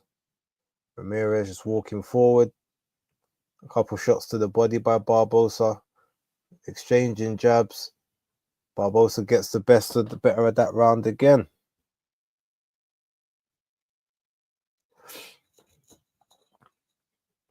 I mean, I thought Ramirez would have the little extra bit of quality for this fight, but either age or something else has got to him because he is not looking good at all. This is Barbosa's fight to lose. Oh, look at Frank walking into the zone offices. Man like Frank and George. It's not the dead zone anymore, is it, Frank? Huh. From the dead zone to the place to be. How'd we get here?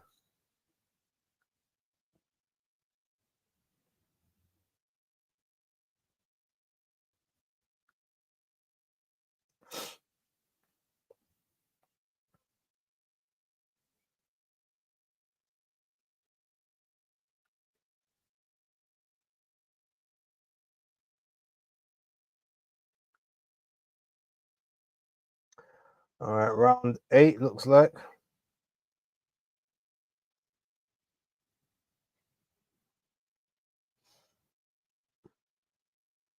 All right, so Barbosa still popping out that jab. Ramirez is trying to get on the inside still, but he's not throwing anything to get there. But get a little short uppercut. He tries for the big leaping left hook, misses that. Oh, backhand there.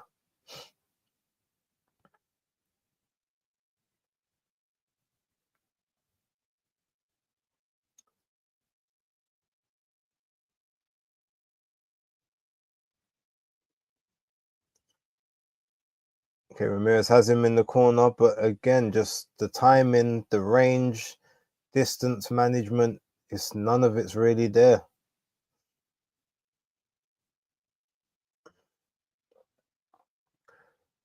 Barbosa is trying to control him behind the stick.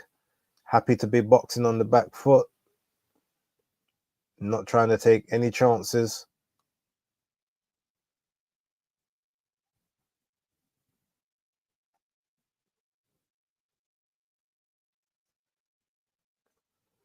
Oh.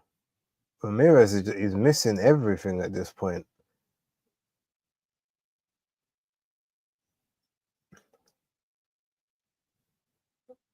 Wow, Chris Mannix has got more rounds for Ramirez than I do. 66, 67 after 7 rounds. Jeez. Oh, okay. Nice little backhand there by Barbosa.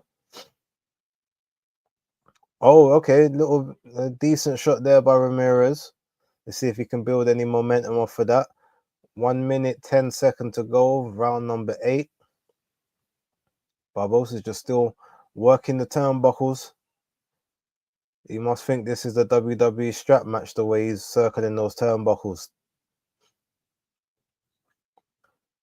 Okay, Ramirez trying to exchange with him at this point. He just needs to let his hands go more. Okay, got caught there on the inside a little bit, but still walking forward.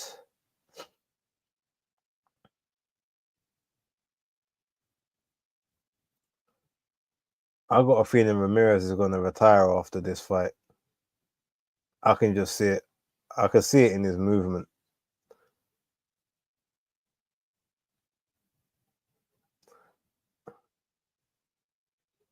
Barbosa backing up towards the ropes again. Ramirez falling over his feet. 10 seconds to go at the 8th round.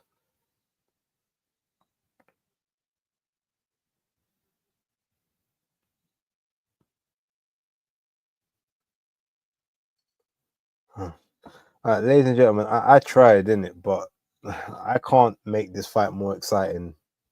I'm not a hyper person by nature, and there's not much else I can do. Philip, shout out to you, by the way. Have you seen who Dillian White is fighting? Yeah, Ghanaian. Isn't it Ebenezer Tete? The one, I'm sure it was the one that Daniel Dubois fought back in the day. Because there was Richard Latte and then there was Ebenezer. I think it was Ebenezer Tete. Let me double check. Dillian White. Oh, they ain't got it on BoxRec yet. But yeah, I know he's fighting White Tete.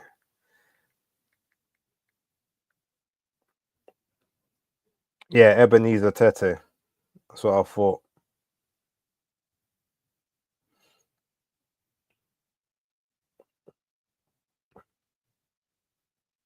Uh, um, let's see. April 1st and Ain't No Fool's Day for Frank Warrener. Does Barbosa need to just do a bit more to make sure?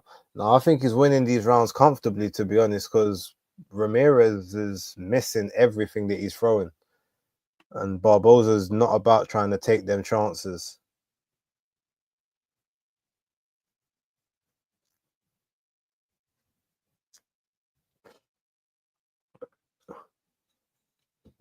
Okay, but Ramirez is tried to do well in the corner. Barbosa's held him off. 2 minutes to go.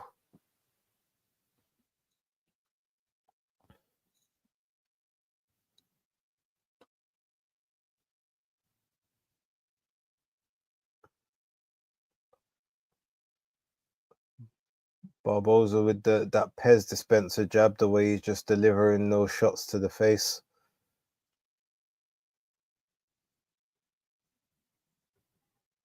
Okay, Ramirez trying to get on the inside now. Throwing a few counters. Doing a bit better this round. But he's still not throwing when he gets into range. Like Barbosa with the jab. 1 minute 15 to go with the 9th round.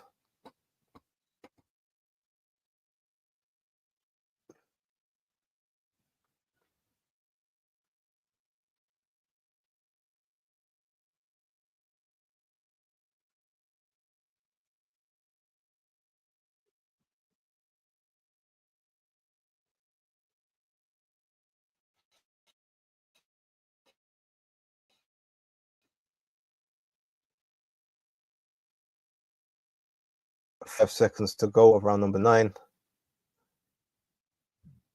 Barbosa still just keeping him on the outside of range.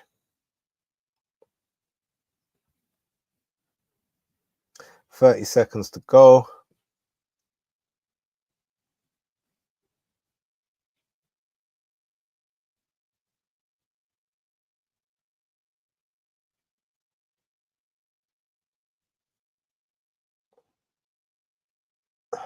Ten seconds. Ramirez should be letting his hands go when he's that close. It's like he's looking for the perfect shot. But yeah, 1 round to go, and to me, this is Arnold Barbosa's fight to lose. Anything other than a vicious knockout or 3 knockdowns, and Arnold Barbosa wins the fight quite comfortably and very poorly at this point. But he's food for any of the champions at 140. I'm sorry. Robert Garcia, you got to do something. Like, tell him to let his hands go. Tell him he's got to do something at this point.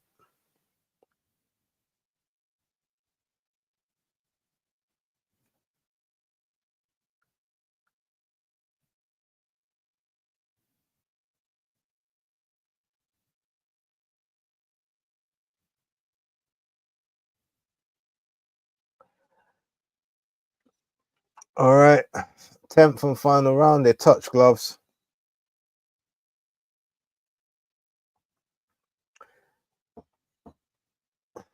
Yeah, Garcia said he needs something big. Pause.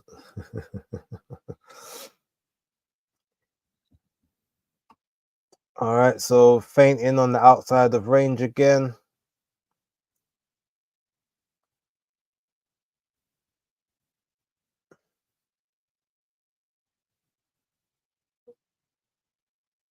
All right, Barbosa still just flicking out that jab, trying to keep Ramirez at range. Ramirez is finding it hard to find his way onto the inside, and when he gets close, he's hesitating to let his hands go.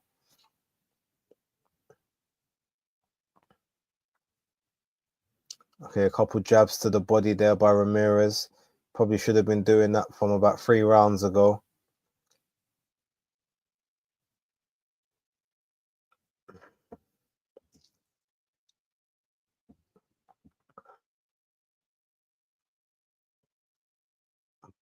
Barbosa's just on the back foot, just not trying to engage, trying to stay safe. I think he feels like he's got this one extremely well. One doesn't want to give Ramirez any chances. Eats a little bit of a right cross there, but it was as he was dipping out, so not much on it.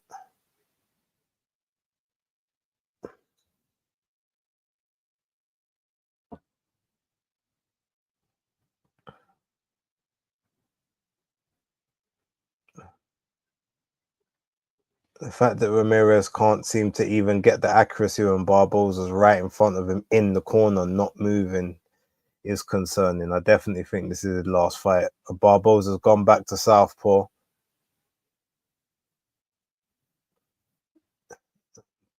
Back in the headlock, and the referee splits them again. 55 seconds to go.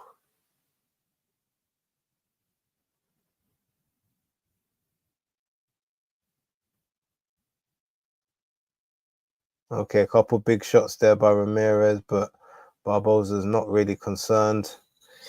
Moving away again. Okay, nice little counter there by Barbosa. Okay, big shot over the top there by Ramirez.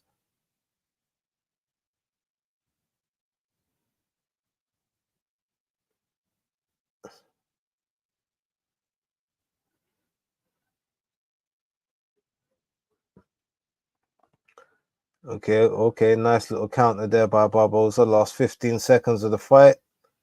Oh, 1-2 there. Barbosa's going for trying to put some mustard on this one right now. All right, and that's the end of that one. Okay, I'm not even going to wait for the scorecards because I know who won. You guys can put them in the chat for me. I need to dip off just downstairs. I need to go grab something. I'll be back in a few moments.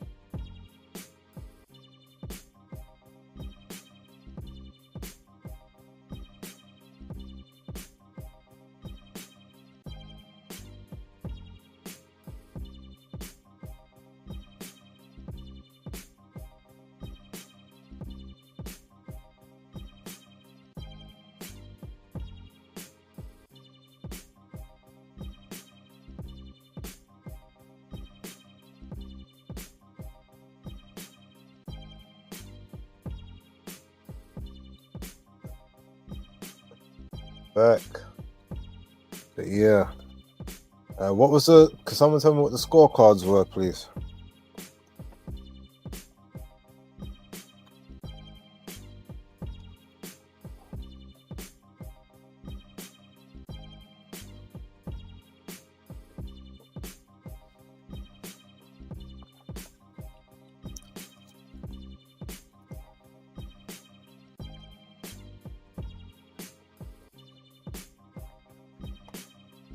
Shout out Muller, thank you.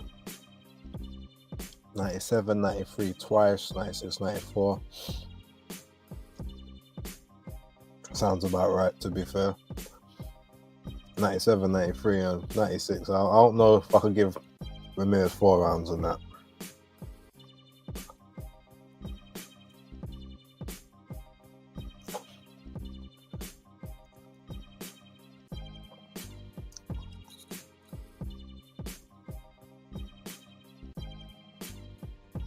Right, so I didn't even realize it was 10 o'clock. Hopefully, get him out the ring so the main event can come on, man.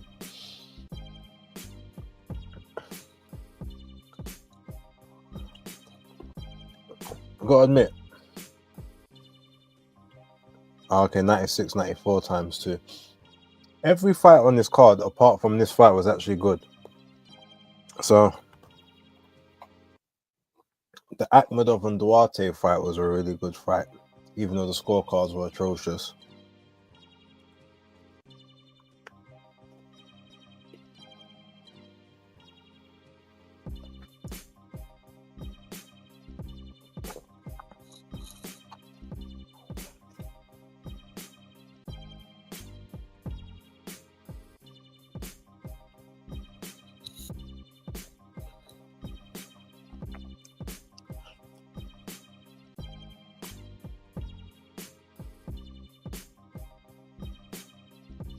Even them punch stats don't look right from what I was watching, but such is life.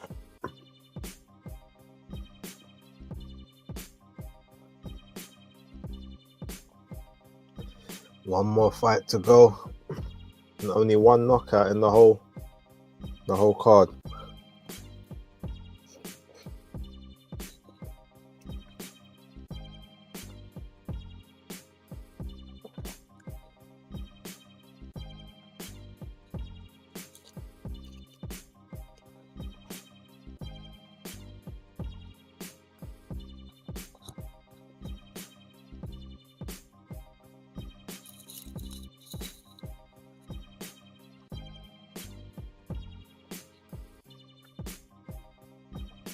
What do you guys think of the event so far? Let me know.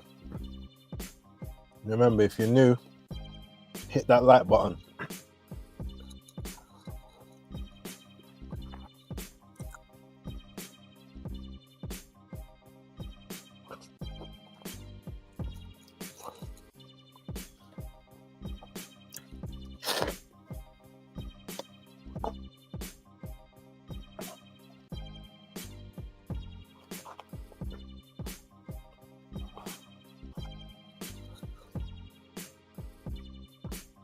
And the KO came at 105. Imagine, sure weight. Yeah, minimum weight. Imagine there's still a division. They say minimum weight, but there's a division under that, atom weight, which I've never actually seen a fight in, but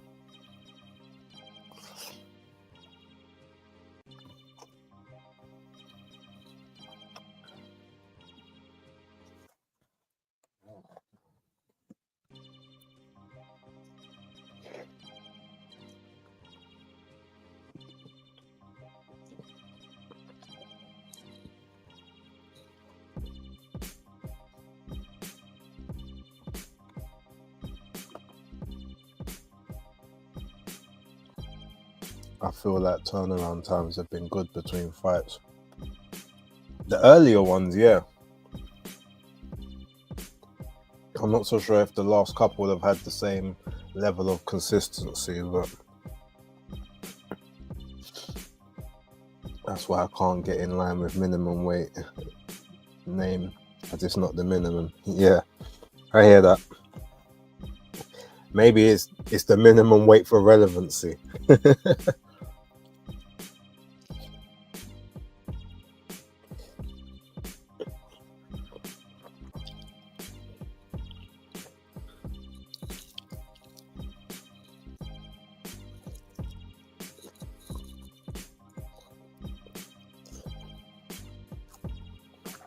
But imagine they're telling Koyaso to go up to flyweight. They're like, there's nothing more for you down at minimum. You can add on the extra 7 pounds.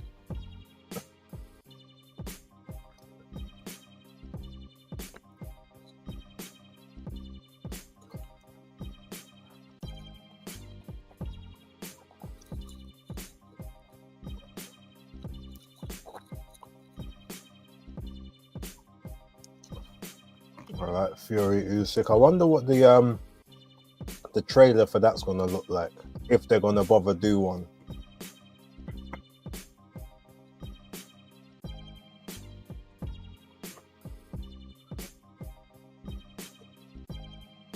They might try to save the money.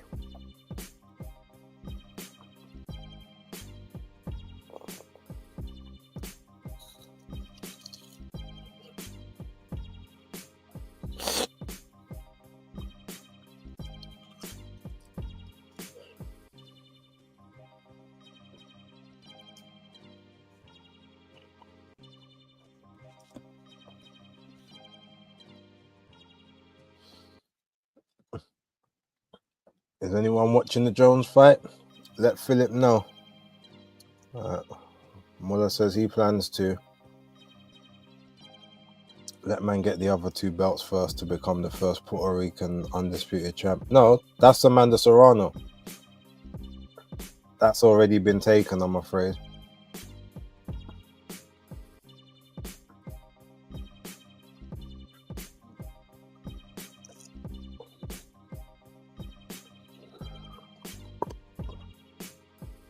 Unless you mean the only person actually born in Puerto Rico. But I don't think that counts.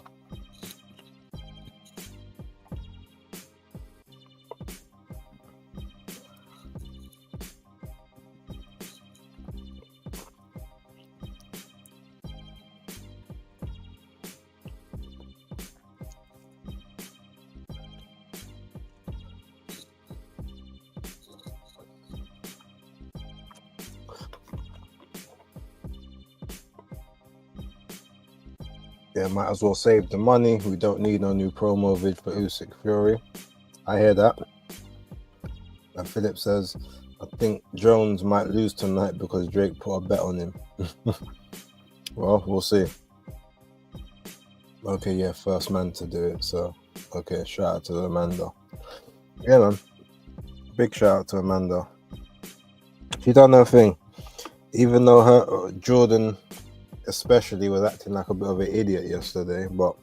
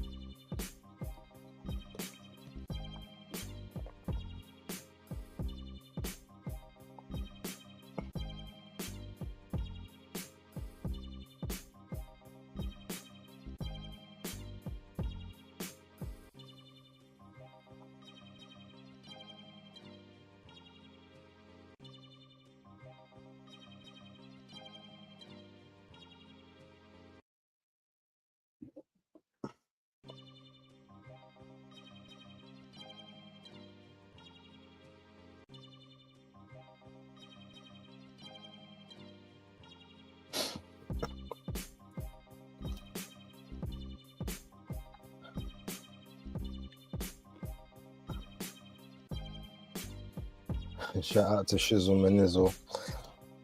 Has anyone seen Turkey? This card has been good, but seems Boxer and Golden Boy have been given a show to fill a schedule weekend. The Zone is even letting you watch for free.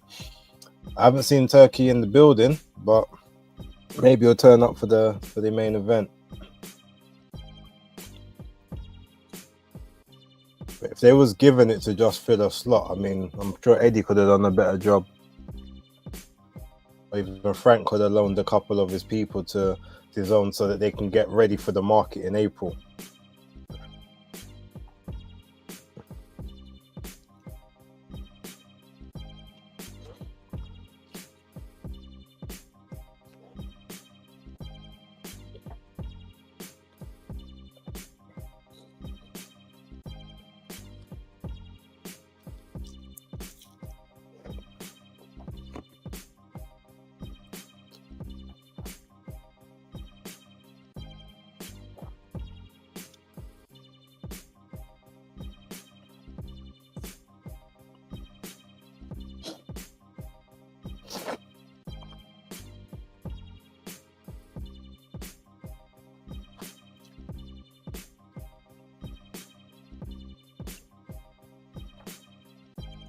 Shout out to Stats Killer.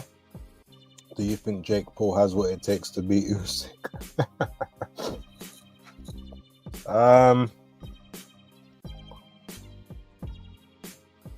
Even 10 years from now, Jake Paul won't have what it takes to beat Usyk. 20 years from now, he still won't.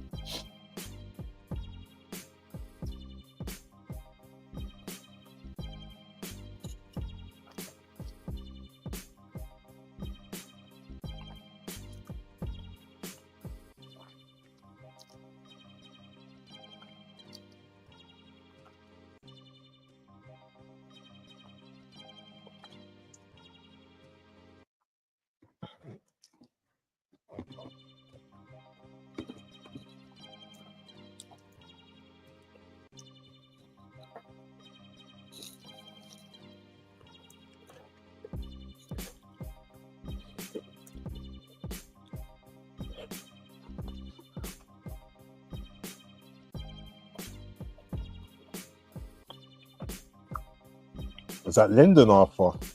What offer? What did you say?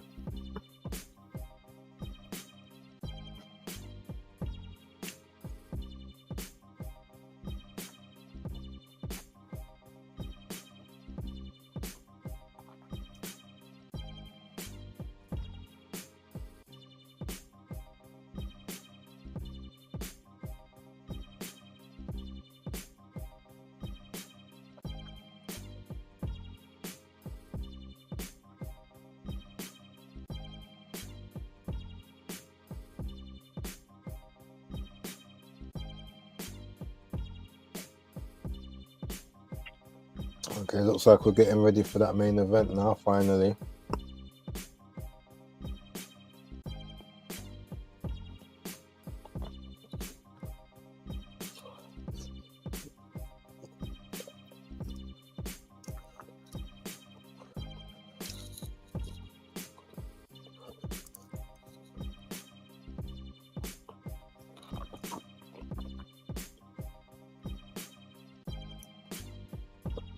Said he wants to punch him up. Well, that he definitely can do. Him and Jake are naturally the same size. And Lyndon's actually got the dimensions on him.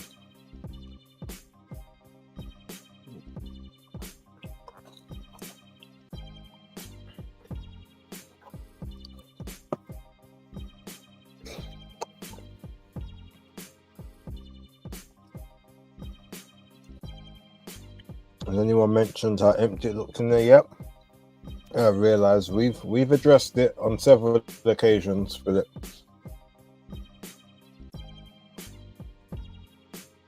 Asked him on IG. Okay.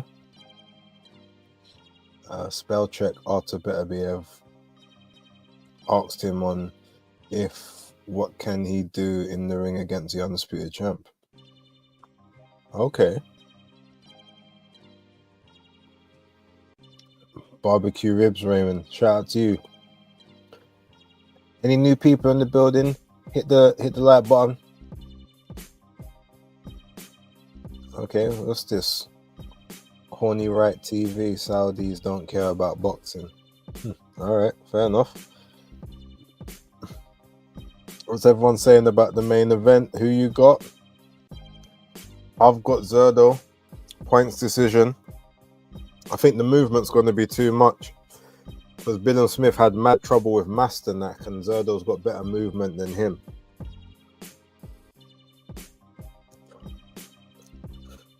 And a better jab. And this is his first professional southpaw, so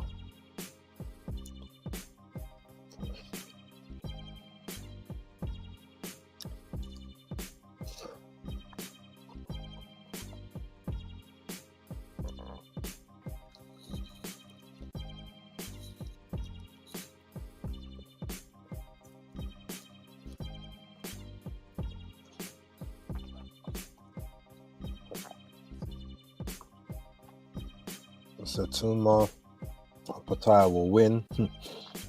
I think waffles are great. No waffles base. I do like waffles. Yeah, no waffles today. Zurdo, but I'm not underestimating Billam-Smith. The stat killer Jake Paul don't have what it takes to beat Shannon Briggs even now. Very true. Shannon ain't had half the ailments that Mike's had. And he's much taller. Drake ain't never fought anyone with any advantage over him. Height, weight, reach.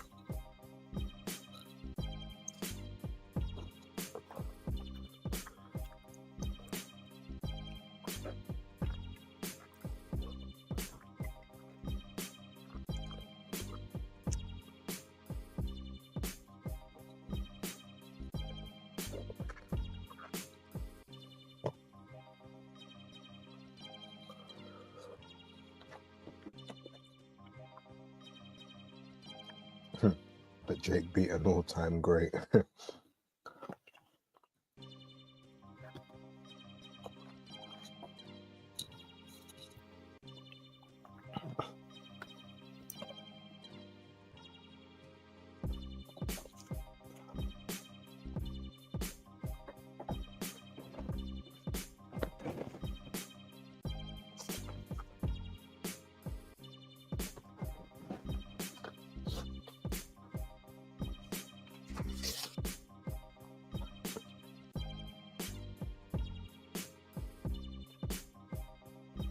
I would like to, but I think I'm actually gonna be in Birmingham that week, watching the Galao fight, Sonny Edwards fight, and War Games is starting early.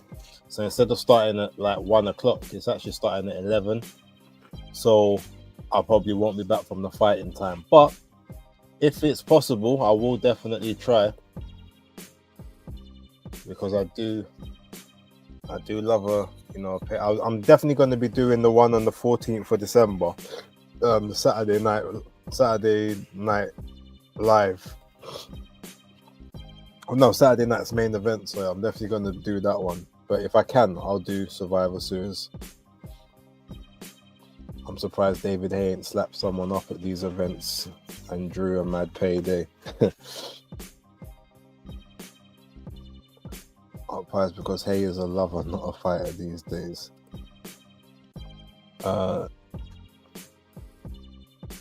Lebu Kaka. Most Americans are deluded anyway. They probably really think that Paul would KO Usyk. Is that not next week? Well, no, it's on the 30th, unfortunately. I'm picking CBS for tonight. Okay.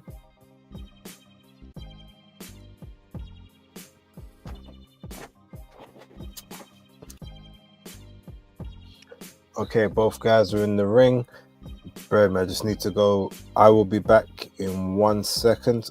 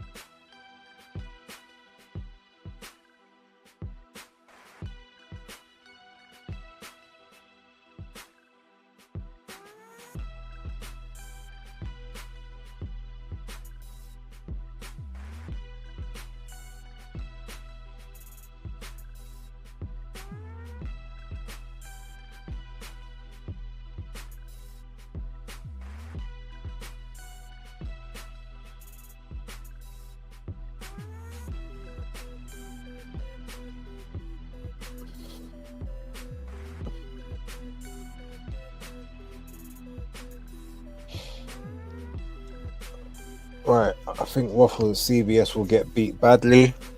Shizzle Manizzle. If Smith gets the L, what does that do to Shalom's stable? Yeah,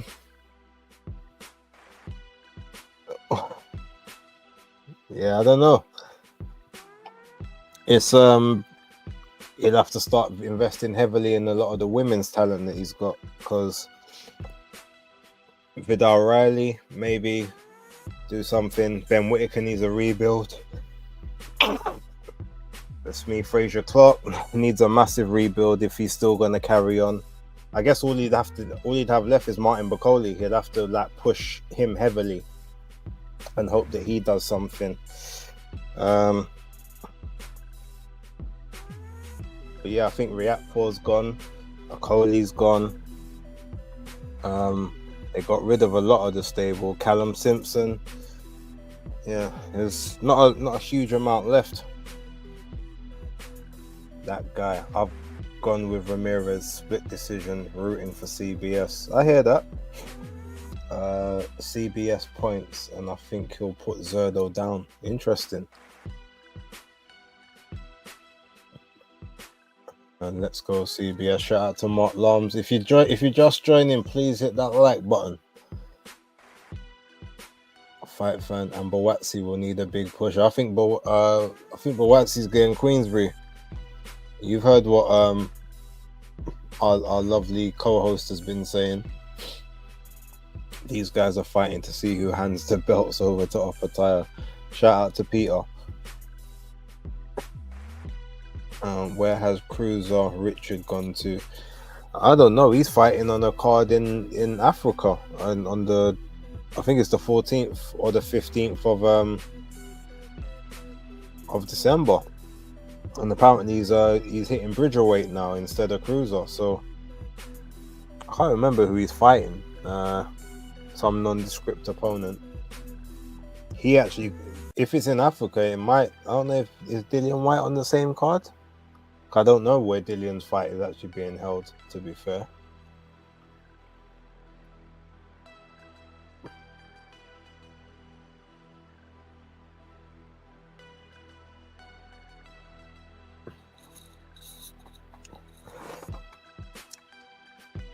Okay, I think the battery's gonna die on this, so I've got to take out the headphones and plug in the flipping charger.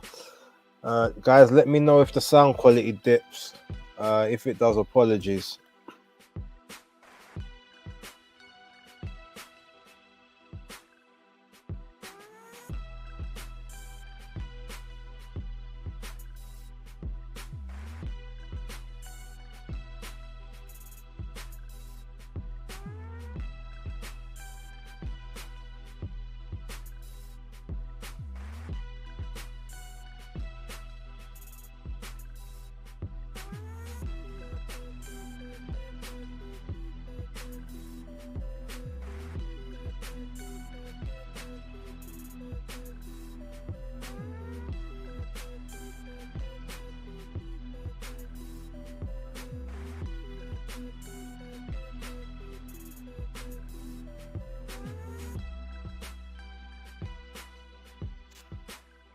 All right, let me know what that sounds like, please.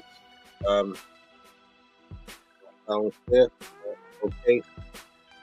Let my definitely let me know if you hear any noise in the back.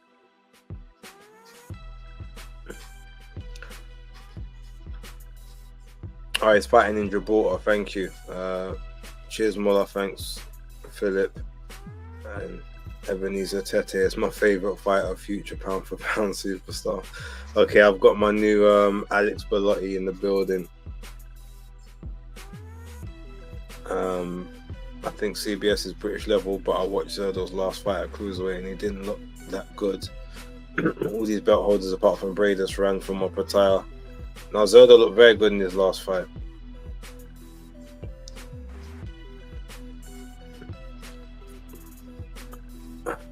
Hold on.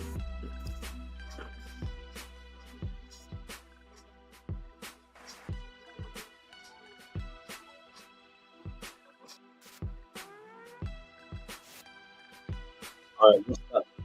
That audio sound better? It's now going to the laptop instead of the webcam. Okay, so it sounds good now. Okay, that's good. Thank you. There's too many. Think too many underestimate CBS is a cold weeknight in Stoke. Audio on point. All right, thank you. Sounds fine. I almost managed to do this entire stream without having to put the laptop on charge, but it'll take time with mariachi bands and national anthems, lack of knockouts.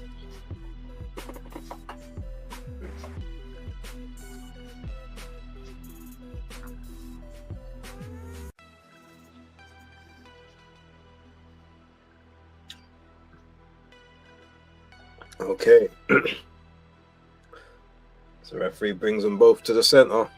And we're about to get started. Harvey Dock again.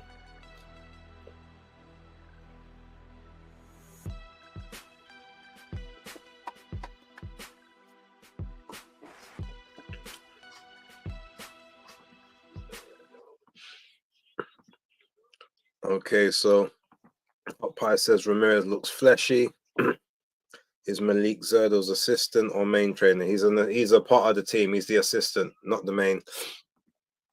White on another Sunday night. The rebuild is slow. Miller got right in there with his mouth. Gone crazy, really. What's next for AJ, do you think? We'll get to that. Harvey Duck getting enough good gigs. Good on him. Shout out. Okay, so Zurdo moving around the ring. He's currently taken center, whereas Billam-Smith is the one on the outside moving back. Zurdo's taking that center of the stage, tries for that backhand. Smith tries for that lead left hook.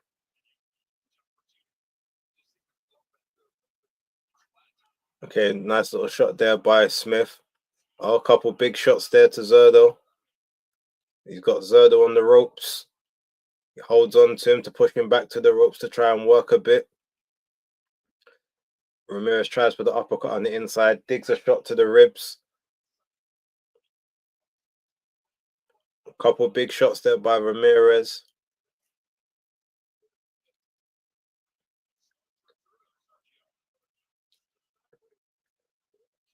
Zurdo needs to pick those feet up. Okay, but Billam-Smith has now got lead. He's got lead control. Now he's on the inside, hitting and holding on the inside. Zurdo's using the forearm to frame him. Referee separates them. 1 minute 15 to go of round number 1.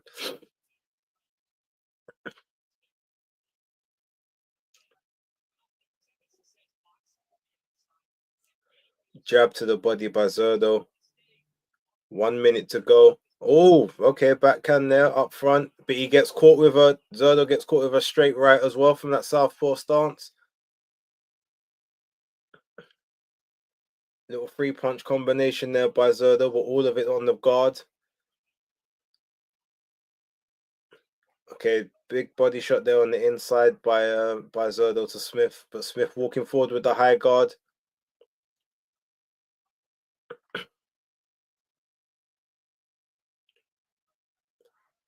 Another shot leading onto the inside by Billam-Smith. Now he's in the clinch, pushing Zurdo backwards.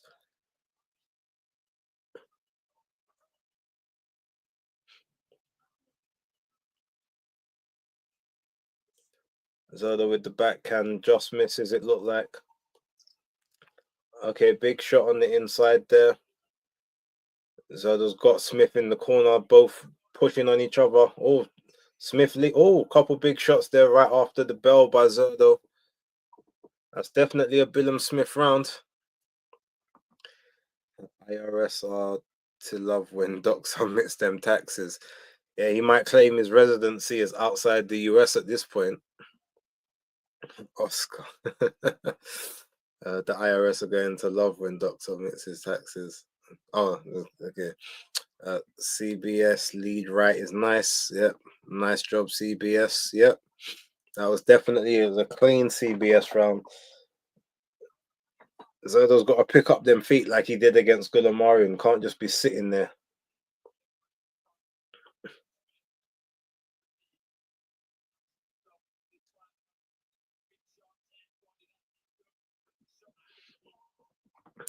Yeah, CBS round, Zurdo looking podgy and slow. I mean, he always looks podgy, but that should mean he should end up with more energy because there's more fat for him to burn through in the fight. Podgy fighters normally always have good stamina.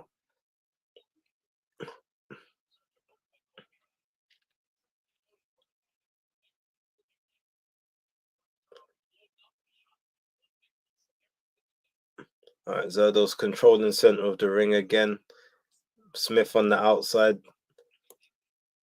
Zurdo touching the guard. Oh, big left hand there by Zurdo as Smith barrels in.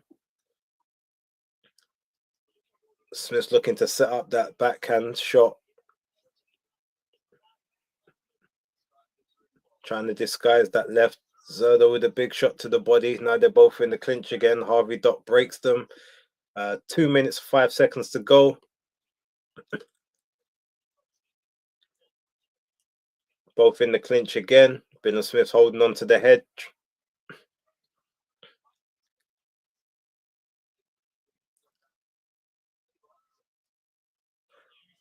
Okay, Zurdo caught Smith on the ring ropes. Shot up top and shot to the body.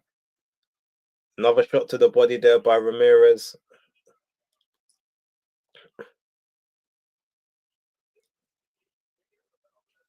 Billam-Smith trying to work on the inside. Zurdo with the high guard. Smith with the high guard. Tries for the uppercut. Catches him with the right hand round the guard.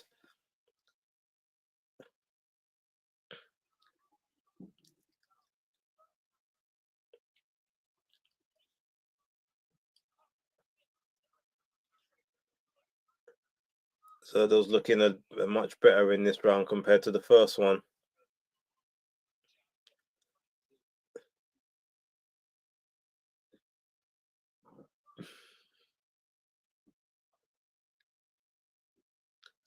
Both just traveling around the ring.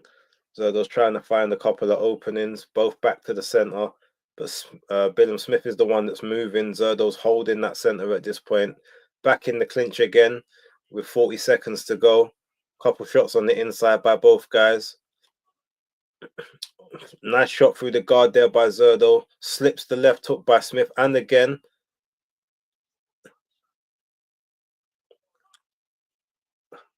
Couple big shots there. Billam-Smith manages to win that exchange. Zurdo has Smith on the ropes. Okay, couple big shots there by Zurdo along the ropes. Billam-Smith with the high guard covering up. Both back to the center. That's the end of the second. That's definitely a Zurdo round. That's one apiece right about now. Zurdo doing some good work there.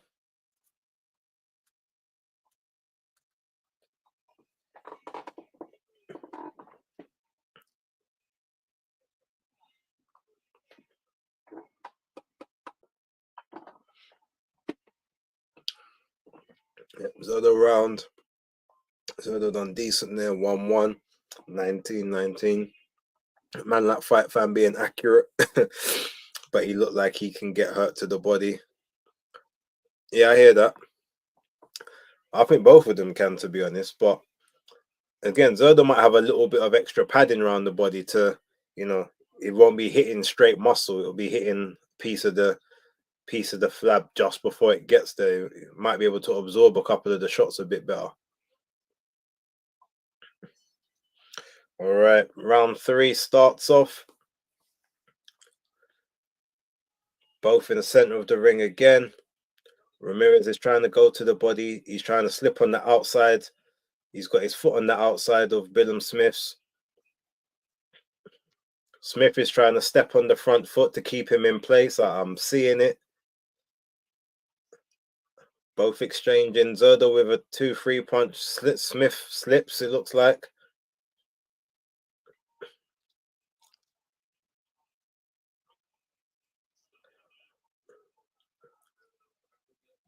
All right, Billam-Smith with being active with that lead hand, trying to keep the arms holstered of Zurdo.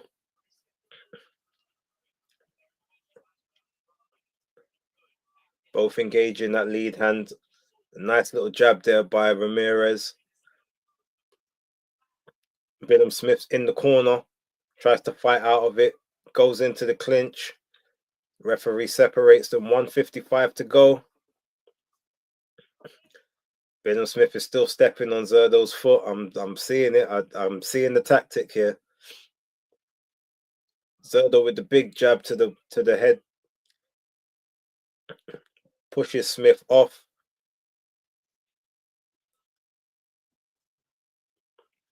Oh, big backhand there by Zurdo. Smith falls into the ropes. Shot to the body. Billam-Smith tries with a left hook, misses that, but he's got the high guard. Oh, big left hand there by Zurdo. Smith looks like he's smiling into it, but he's fighting with his mouth open. Is he tired, or is there a problem there? Zurdo, Smith digs to the body. Oh, catches Zurdo with a big left hook there. He's trying to employ more to the body now. Oh, a couple uppercuts there as well. But Zurdo sitting in the pocket trading with him. Some sweet uppercut there. Little right hook. Smith's trying to dig down to the body.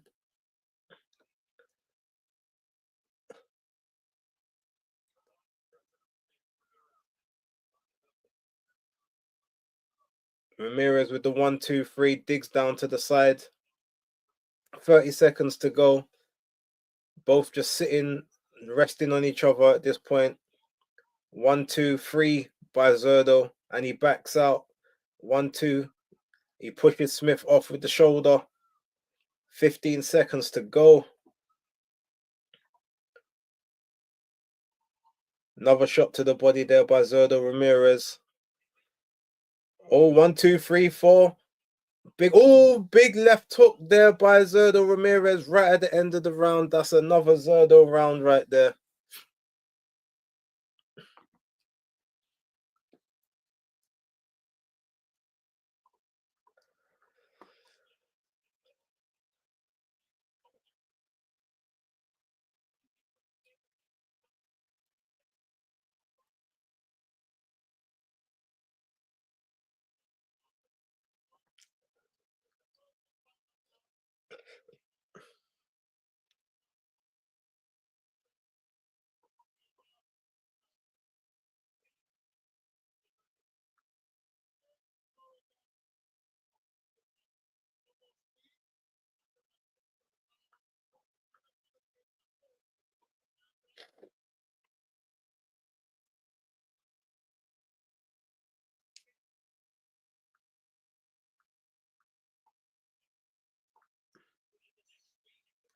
All right, round number 4. Both head to the center of the ring.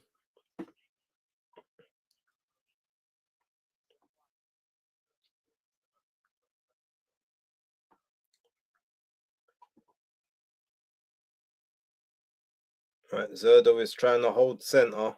He's trying to stay on the periphery of Chris. Chris is holding, but ref splits them, breaks them. Zurdo's moving around to his right. Zurdo with the jab. Billam-Smith is giving up a bit of ground at this point. Zurdo's got that speed.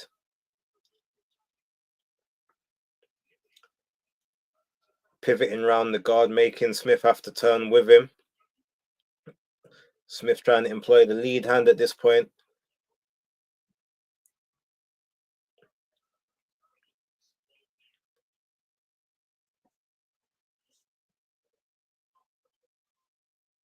Okay, both in the clinch, but they break out of it. Billam-Smith is inching forward, but Zurdo still holding center. Digging to the body of Smith, gets out of the clinch. Jab there by Zurdo. Another jab by Zurdo. Billam-Smith with a shot over the top. Zurdo moves back, dips the knees, goes round the guard. Little combination on the inside there. But Billam-Smith standing very upright. He's having trouble with that southpaw angle. Oh, big shot there by Smith and a return shot by Zurdo. Referee splits them. 1 minute 5 to go. Oh, big shot there by Ramirez, but Smith rolled with it a little bit. Now he's holding. He's on the ropes. Couple shots to the body there by Smith. Zurdo's pitter-pattering up top, trying to find those openings. Smith looks really tired at this point, but he's got a good engine. But Smith is smothering his own work. Zurdo Ramirez picking those shots with those hooks on the inside. Oh, counter right hook. Smith looks a little bit, I don't think he liked that one. And another shot from the backhand, the left. Another straight right down the pipe. And another counter left there by Zurdo, off the ropes. Dig into the body. 10 seconds left.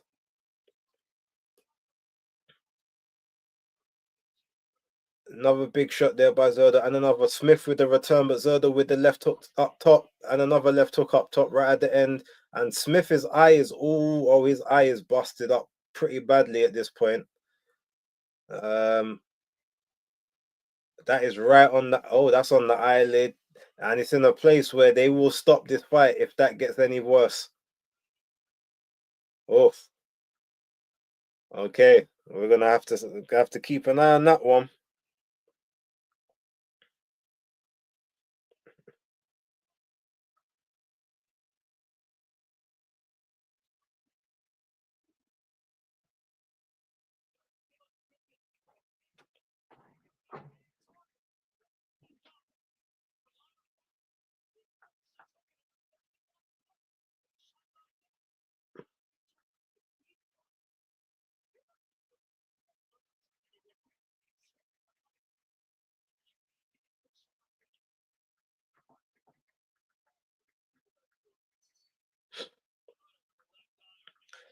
Okay, it's round 5. Okay, jab to the body, jab up top there by Zurdo. But Smith's trying to come in with the jab. He's trying to catch range, try to step on the inside. Zurdo's moving around to his right.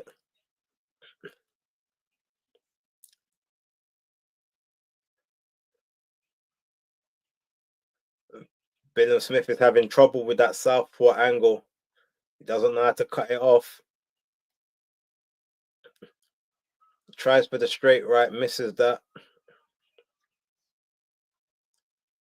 Couple shots there by Zurdo, and then he exits out. He's keeping a bit of distance now. Dips down low onto the inside. Nice little shot there on the inside by CBS. Left hook by CBS. Tries to dip down to the body as well. But Zurdo's keeping a certain angle on him. Okay, nice shot there by CBS on the inside, but Zurdo had partially blocked it.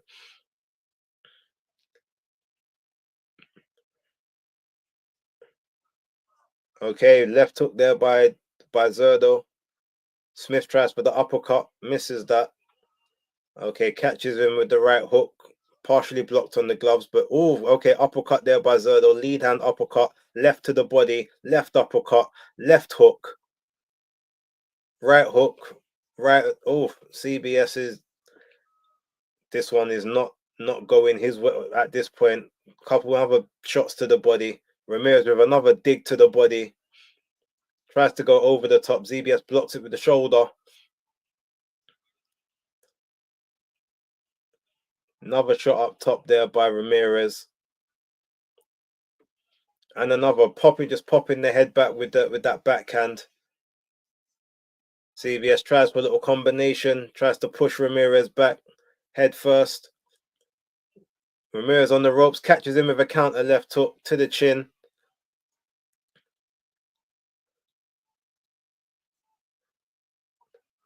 Shot to the body there by Zurdo. CBS on the ropes. Shot to the body by CBS. Tries to hold. Gets pushed off with the lead, with the backhand.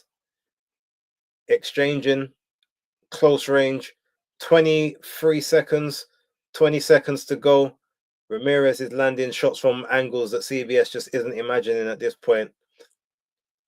CBS is coming in straight lines. Ramirez is coming in anything but. Another big shot to the gut there by and a big left hook right at the end there by Zurdo. Like Zurdo is just running away with this fight at this point.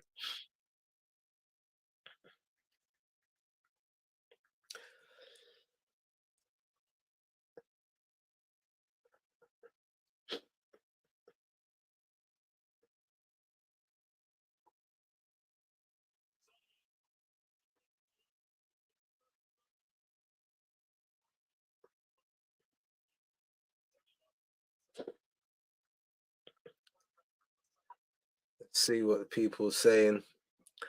Yeah, no head movement by Smith. Tight round, big shots took that. Eubank said CBS 2 went up. Jeez, Zurdo loves hitting after the bell. 3-1 Zurdo. Zurdo should have CBS, looks gassed. Jumbo got his work cut out for him. What did you mean, Dumbo? Zurdo using the pivot well. Is CBS doing anything but taking shots like some young raver in Ibiza? Zurdo is just that bit quicker. Like for Budge, it's looking peak when it's not London, man. He's fighting. All right, but anyway, round 6, 245. Oh, big shot there. 2 big shots there by Zurdo. As I start moving on, Smith is trying to. Oh, and another one, and the pivot afterwards. CBS's legs do not look that. They don't look that strong at this point in time, but he's trying to exchange. They're in the clinch right now. How do you give Billam-Smith the last round? What's Mannix looking at? Oh, 3 big shots there by Zurdo.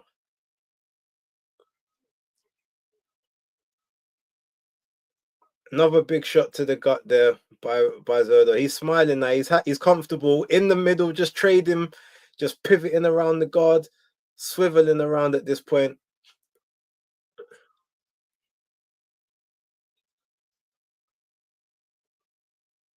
CBS is just trying to stay close to him at this point, almost like he can't see him from further away.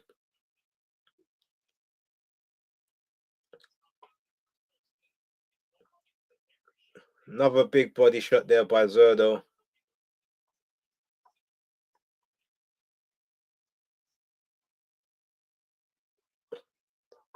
Billam-Smith just looks like he hasn't really got much left at this point. But he's still leaning forward. He's still trying to put a bit of pressure on, but getting ripped to the body right now on the inside with 1 minute 15 to go of round number 6. Ramirez is looking very comfortable at this pace. Oh, big left hand there by Ramirez on the inside, but CBS ate it. He's looking heavily gassed at this. Another big body shot. CBS with his mouth. Oh, right cross as well. The right cross counter. Just digging onto that guard, digging down to the body. CBS's mouth has been open since the 2nd round. This can't be right. Oh, even more. CBS tries for the big right hand there, but Ramirez eats that quite comfortably. Just pushing with the shoulder, just shoulder to shoulder. They separate with 20 seconds to go of round number 6. Another pivot there by Ramirez, back on the inside. CBS on the ropes. Nice shot there by CBS to end the round. All right, and that's the end of round 6, but that's another round to Zurdo.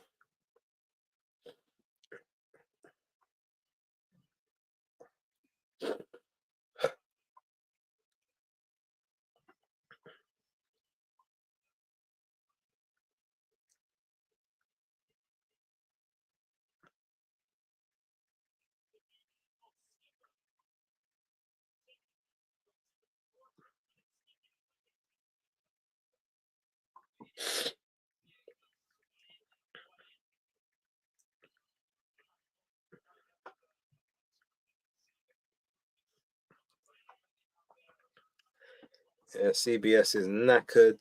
Mannix is in a I have a fine wife. I'm just going to say anything at this point.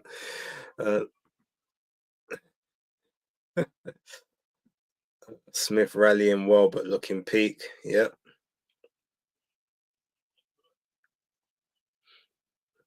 He could get stopped on that eye. Yep, they're going to check the eye. A headbutt? It looked like a punch to me.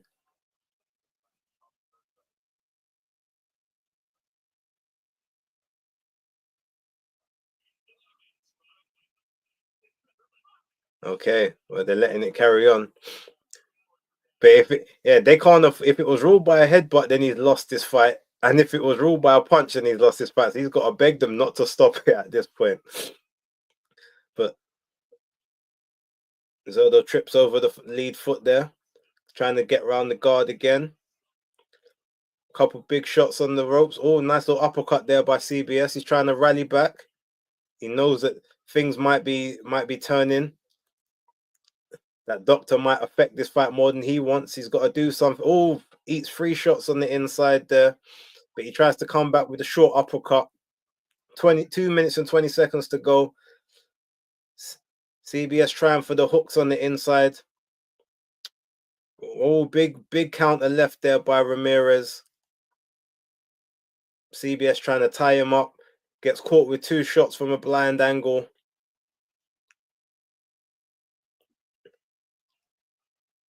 Another right hook there by Zurdo. Oh, and the left hook there. CBS managed to ride some of that, but it got through. Oh, straight left down the pipe. Buckled the knees of CBS, and he's just pivoting and rolling around the target. CBS can't get his legs set. Does not look good. Has to stay close. 1 minute 35 seconds of round number 7. CBS is just trying to hold on to Ramirez at this point, just to keep him close, tying up one arm so he can hook with the other.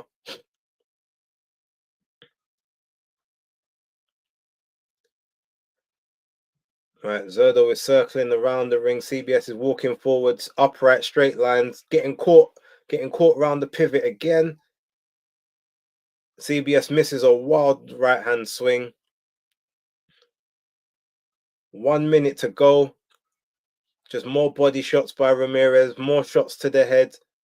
Still pivoting around the target. CBS is just not doing well at this point. More shots to the body, more uppercuts. Again on the inside. But CBS is trying to barrel forward. Ramirez is on the ropes, digs to the body, spins around the target. Another shot to the side of the head of CBS. 30 seconds to go. CBS looks out of ideas to me, but slipping and rolling towards the ropes. Legs don't look that good. Eye busted open. All big left hand there. CBS dips under one shot, manages to evade the right. Oh, big body shot there by Zurdo. That eye is really gone with Smith at this point. Oh, big shot there on the inside by Billam-Smith. That looked like it hurt Ramirez. He backed off. It was right at the end of the round. This is another Zurdo round, and at this point, it's target practice.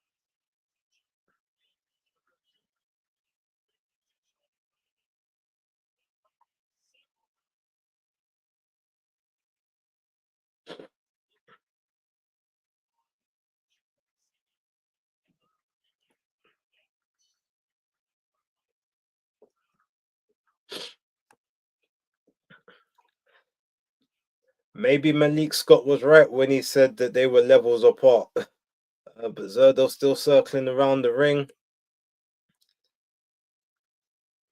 angling, just pivoting to that right, making Chris turn towards his left. He's just not used to doing this.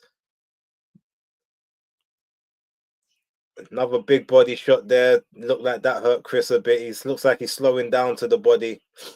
Zurdo tried for a little cheeky uppercut, but missed that one. Another body shot. Billam-Smith hunching over. Oh, uppercut, left hand.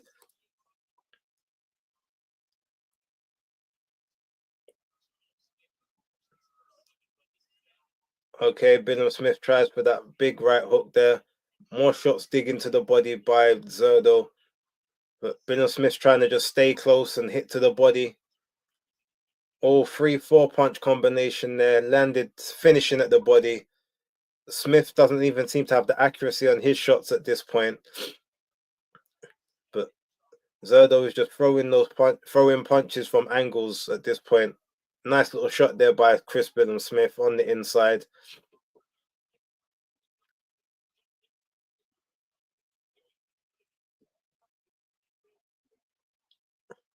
All right, trip over each other's feet.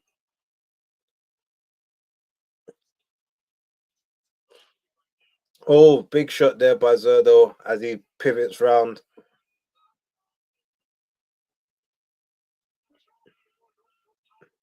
Smith still big open mouth. Another body shot. That one looked like it hurt him.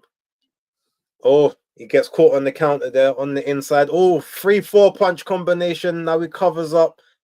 Comes back with one left hook, but Zurdo is seeming very comfortable at this point. Smith tries to affect it. It doesn't like he's got much left. The eye is really bad as well. They're head to head on the inside in the phone booth at this point. Oh, nice little short right there by Smith. A couple short rights. Zurdo got him in a headlock, hitting and holding. 30 seconds to go.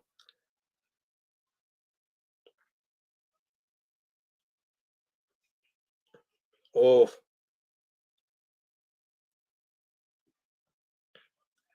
15 seconds.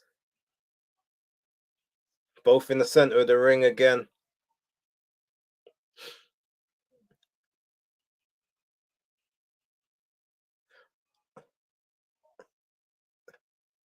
The big body shot right at the end there. It's another Zurdo round. I mean,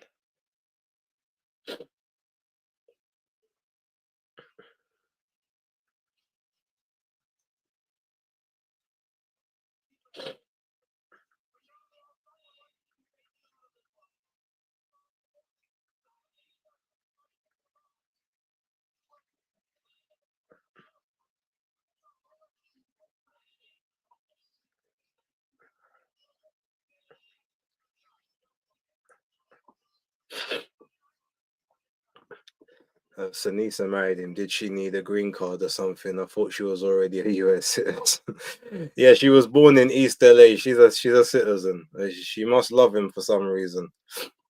CBS look gas in all his fights. Not gas like this though. This is different level. The eye, yeah. He's been feeling himself after Okoli and Madonna boy. Maybe I'm hating a little. Okay. Does Smith even know what head movement is? I'll come back to the other comments shortly. Ramirez just back in the center. They're just literally trying to jockey for position in the center of the ring at this point, but some body shots going in for Ramirez again. Smith tries to come back, but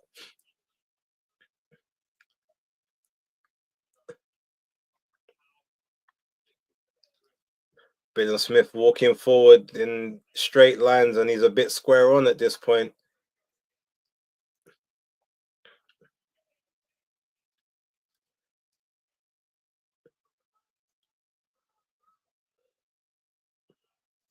Smith's trying to get some movement in those legs.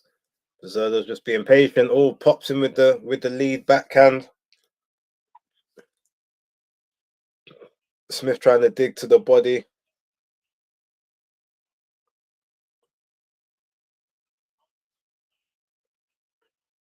Couple more big shots there by Zurdo. Oh, popping his head back with that jab. Oh, two big shots. Oh, and the knees buckled by Crispin, and a check right hook as well. This one's not looking too good. He's looking all over the place at this point. Oh, and another one. 1 minute 20 to go. Zurdo with a 3-punch combination on the inside. The legs buckled by Smith, but he comes back with a 1-2 of his own. And a little right hook. Oh, and a little low blow there as well, but ref doesn't say anything. Popping that shot on the inside. But Smith's just looking like there's not much left. But every minute when you think he's tired, he comes back with a little burst. So, oh, counter left hook there by Zurdo. And another big shot to the body. Gets back on the inside. Tries to dig away again. Oh, Crispin and Smith tried to load up the right hand, and Zurdo caught him with the left before he had the chance. 35 seconds to go. Oof. Okay, Chris with a nice counter right there, but Zurdo comes back in kind, spins him onto the ropes. They're back in the center of the ring now, holding on to each other. More Chris than Zurdo, but still. Oh, Chris is just trying to hold on to him, trying to keep him in front of him. But Zurdo is still landing those big shots. Chris is trying to affect the body, but he's not really landing anything clean. Oof. About 4 body shots right at the end there for Zurdo. And yeah, this is just... They might need to just pull Chris out at this point. He can't win this fight. Just save him for another day.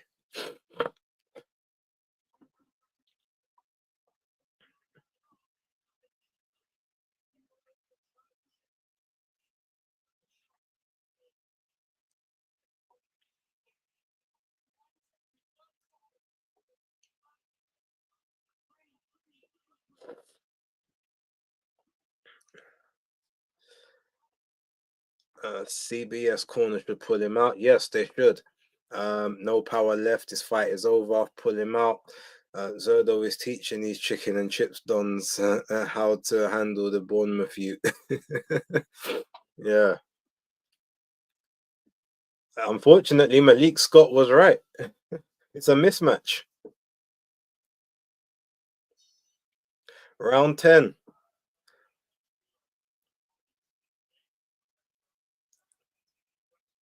Oh, Billam-Smith just... What are we looking at here? He's... All right, he's trying to stay on the inside. Couple body shots, both exchanging body shots here. Zurdo's just moving around the target. Tries to ambush onto the inside.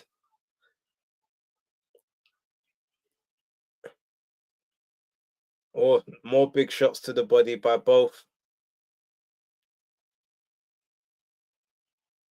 Okay, Billam-Smith's trying to push forward, trying to trap Zurdo on the ropes, trying to create an opening so that he can dig around the body, dig around the target. Zurdo's sitting on the ropes with the high guard at this point. Referee breaks them with 2 minutes to go of the 10th.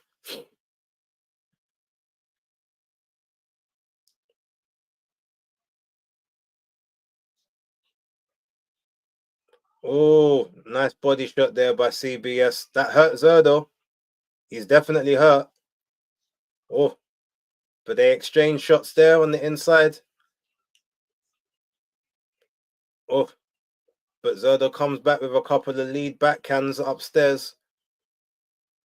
Smith needs to go back to the body. That was the shot. 1 minute 25 to go.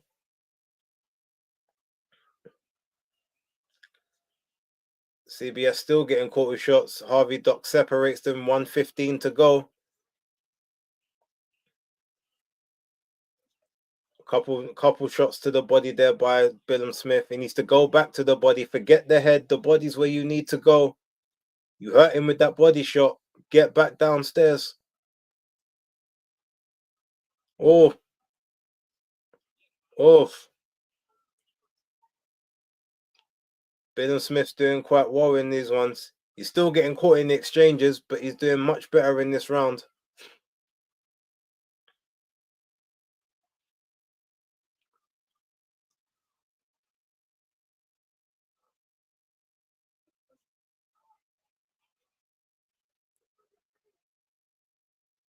Billam-Smith just walking around like Ivan Drago at this point. Couple good shots upstairs by Billam-Smith. Zurdo comes back, but Smith goes back down to the body. 15 seconds left of round number 10. Oof, 1-2 there by Zurdo from that southpaw stance. Another jab. Shot to the body right at the end.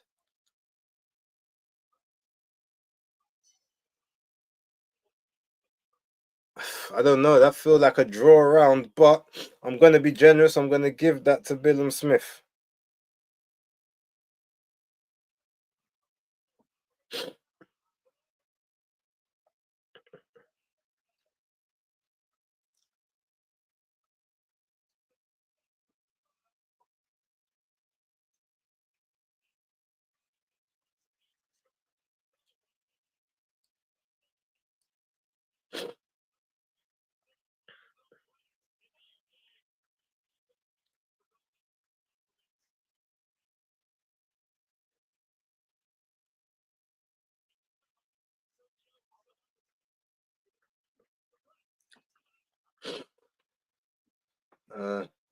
He's flatlined in the corner. Should took more and get beat by Opatile. They're asking him to breathe. Let's not give Malik Scott any credence, bloody charlatan. No, unfortunately, in this one, he's correct. You got to be fair and impartial. CBS round finally. Yeah, very, very close, but round 11, Ramirez just moving around the target.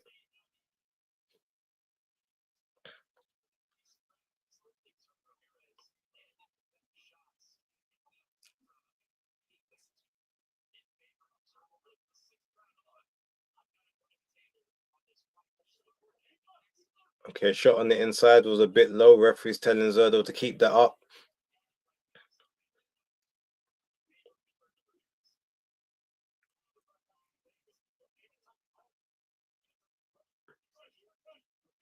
Okay, Zurdo spins him off the ropes. Oh, okay, left hook over the top there.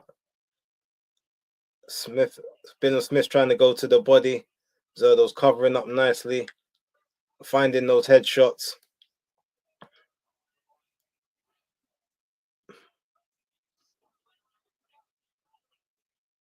Both fighting on the inside there. Zurdo's trying to keep a bit of space at this point.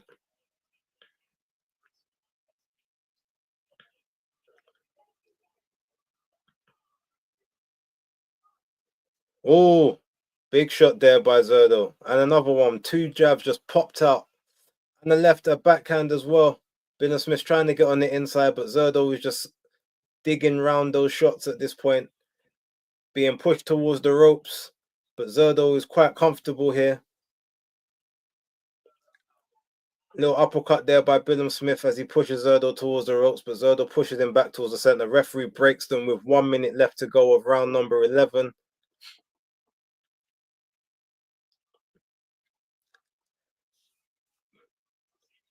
Oh, couple big shots there by Zurdo on the inside. 45 seconds to go. Oh, Billam-Smith trying to hold on to his head there. Referee says get off. 35 seconds to go. Billam-Smith walking forward, hands down, then hands up in the high guard, trying to shoot the left hook. Zurdo slips underneath it. I think Zurdo caught him with the head there as he was trying to get on the inside. Oh, another left hook there by Zurdo Ramirez. Oh, and another one. Billam-Smith tries to reset with 10 seconds left to go. Referee breaks the two of them. Shot to the body there by Zurdo. And that's the end of the 11th.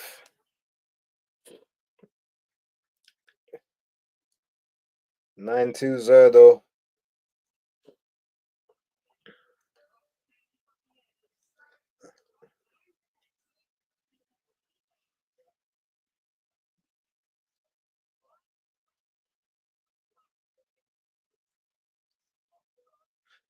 Zurdo just has to stay defensively sensible, and he's won this one quite easily.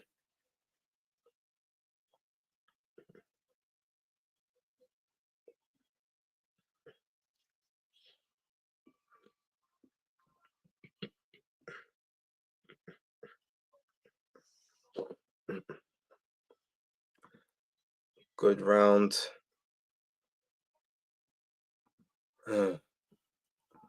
I think when Chris loses his belt, he'll retire. Interesting take. Okay, 12th and final round. Chris is just going to try and stay in the center. He's going to just hold on to Zurdo, stop him from moving anywhere, and just throw whatever he can at this point. Zurdo's just trying to keep defensive. Billam-Smith pushing forward, trying to just keep a hold of Zurdo so he just can feel where he is, so he can throw something.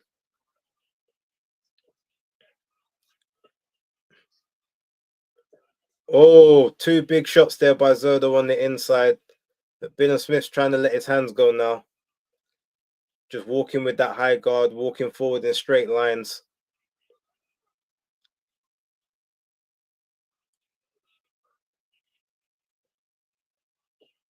Oh, big shot there by Zurdo. Right hook. Billam-Smith trying to dig to the body on the inside. Gets caught with two shots with Zurdo going underneath the chin. Oh, couple shots there. Zurdo pivots off the angle, spins around the target again, tries for the uppercut. All right hand, left hand as well. Chris tries to exchange with him, but Zurdo's beating him to the punch just too quick. Smith with the right hook there on the inside, holding again. Couple big shots there by Zurdo with Smith with his hands down, trying to ride and roll in the corner.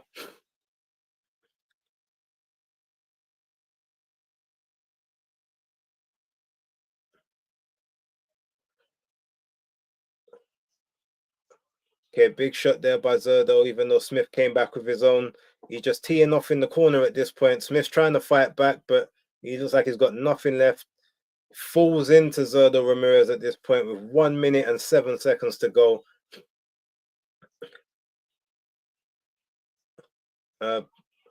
Zurdo's just slipping, riding around, rolling under those shots. Left hook, right cross. Smith comes back. A couple shots himself. Zurdo's still just digging those shots in. Oof, another body shot there by Zurdo. Billam-Smith high guard tries to throw something, just nothing there. Zurdo bounces off the ropes. 30 seconds to go. Smith still letting his hands go. Decent shot there, but his legs look all. He looks exhausted beyond belief. Zurdo's got 20 seconds to go. Big shot there on the inside.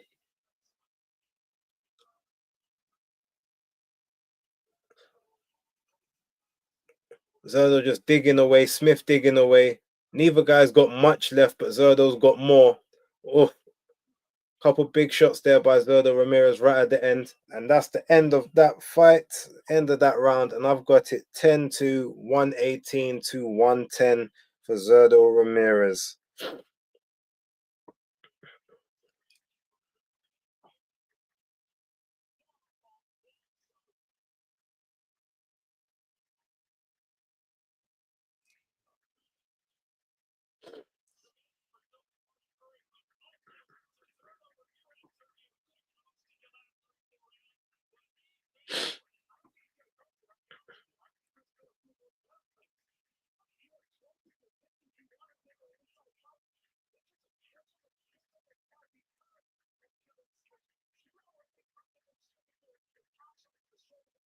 When he said this was a mismatch.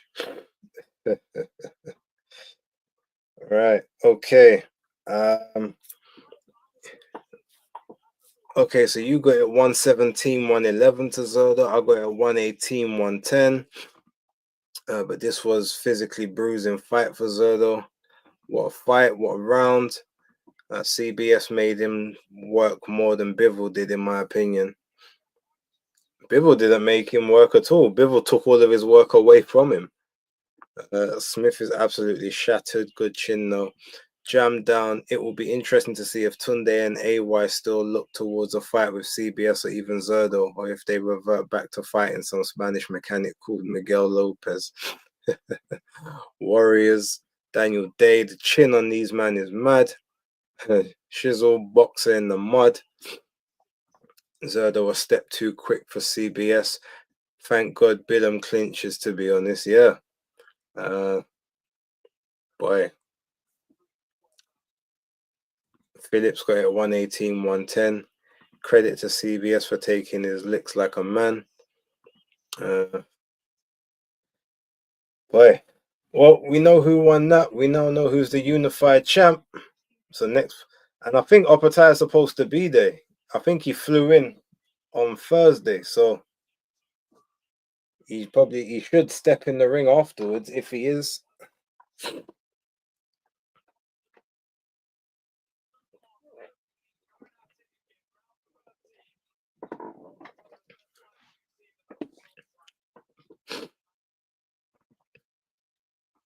Right, so we're now towards the end. So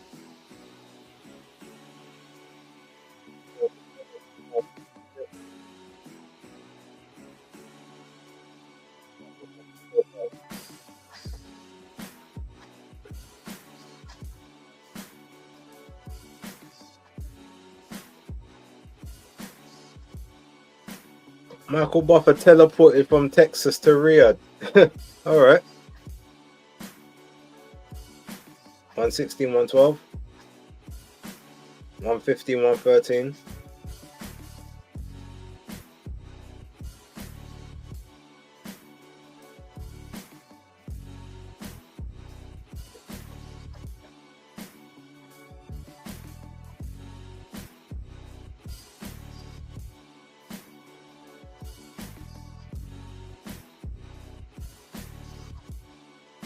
From what I heard, them scorecards was a bit too close to me. I heard a 116, 112 and a 115, 113. I don't know what the other one. 116, 112 times 2, 115, 130. Yeah, way too close. Yes, you're right. It was Big Mo that was there last night. My bad. Yeah, yeah. Ignore me. Makes sense. They were even generous. Yes, very generous. Them cards are way too close. 115, 113. I couldn't see. Way too close. Yep. Shout out. Remember, if you're still in here, please hit that like button for us.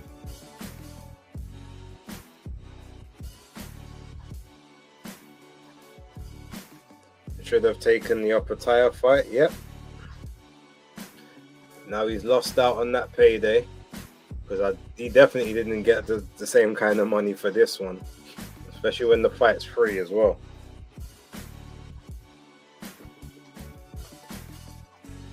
Shout out to Mark 150, 113 is crazy. Yep. I agree with you. Zepeda versus Opatai will be interesting. Yep. I'm pretty sure he's in the building. I'm gone, got football in the morning. Salute to you. Peace out, Alpines. I'm going to check these. I'm going to listen to these post-fight interviews.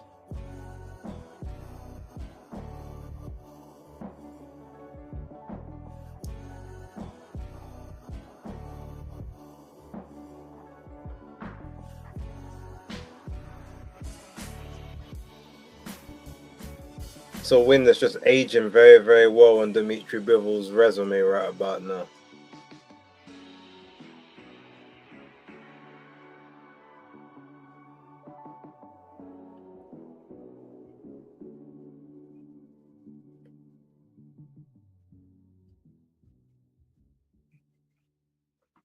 Both southpaws, yeah. The speed advantage is definitely with Opetile. The accuracy advantage as well. If he chooses to sit in the pocket, which he can do, that's where Zurdo has the most opportunities for success. But if he uses his feet, especially in the first half of the fight, it should be pretty good. Look at Ben. Ben, stable's wreck, mate. What are you gonna do?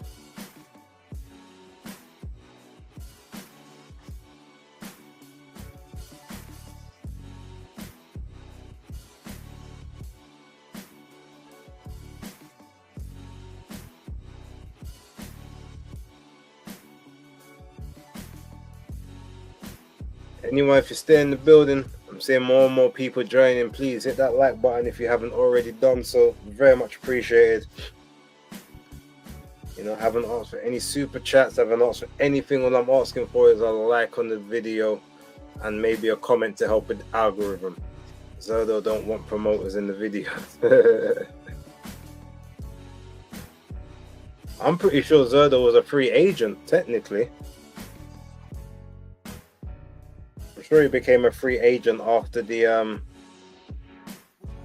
what fight was it? After the Gunamarian fight.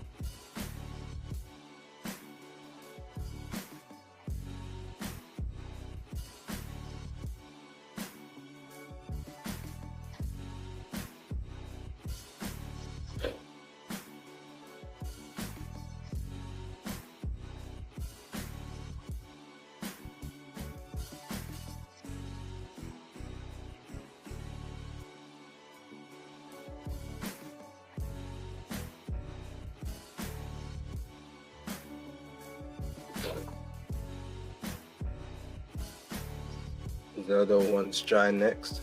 Okay. Free belt unification.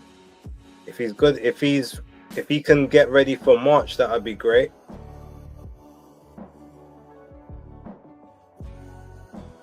But if that's too early a turnaround, then let's do it on one of those American cards.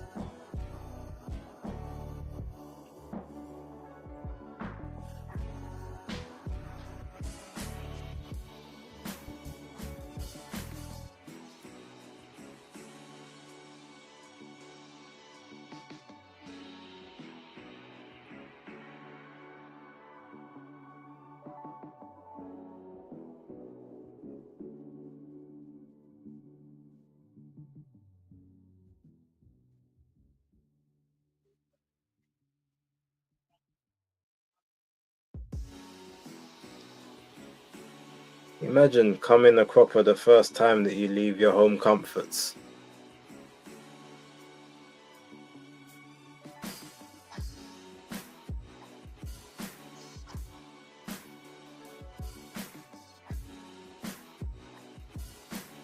I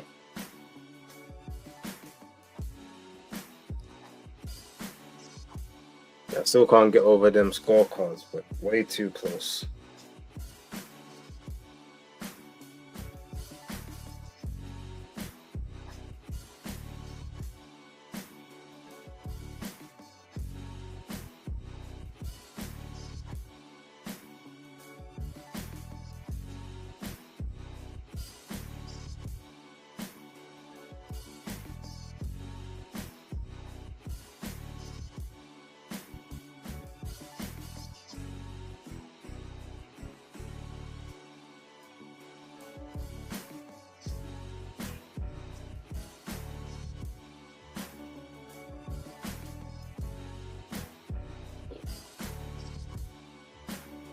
Alright, Steve, Ash, great win. The Jai beats both of them comfortably.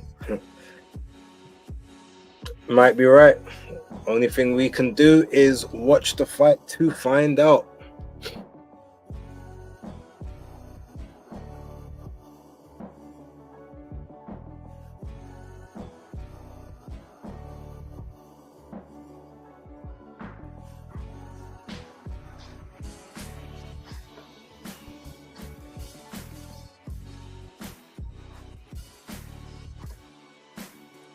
Let's see what's the people saying.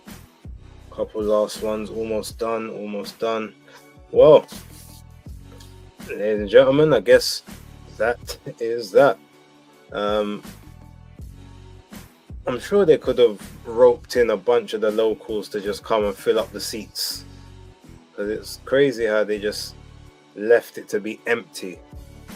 It looked like one of them COVID shows where there's just no one around, bare social distancing. But such is life. Them punch stats look crazy. Anyway, where are we? I think I've read everything. Makes you think how good Bivol is. Yes, very much so.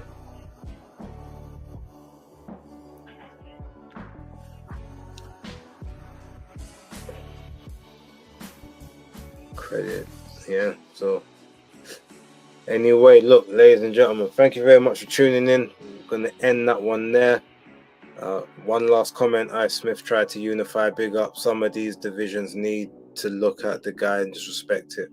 Appreciate you. Look, for right now, it's the Hardcore Casual out. Maybe I'ma make it, maybe I'm not. In time we'll see. But who better than me? I don't care if you agree. I ain't saying that I'm better than anyone. But who better than me?